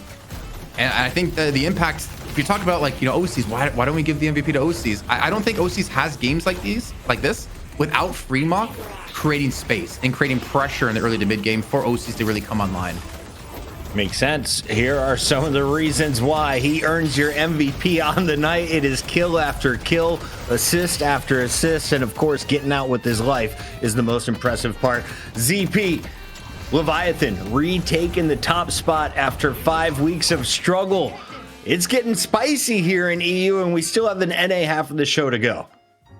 Yeah, and I mean, who knows where we're going to see an NA. Smart money looking at it would be like, this is going to be the return of melee creeps. You think back to history. Melee creeps, they were struggling in the weekly tournaments, come through and Trolley end up winning courtesy of John going wild on the Bebop. New lease on life, come back in and tear off what ends up being an incredible streak in night shift history.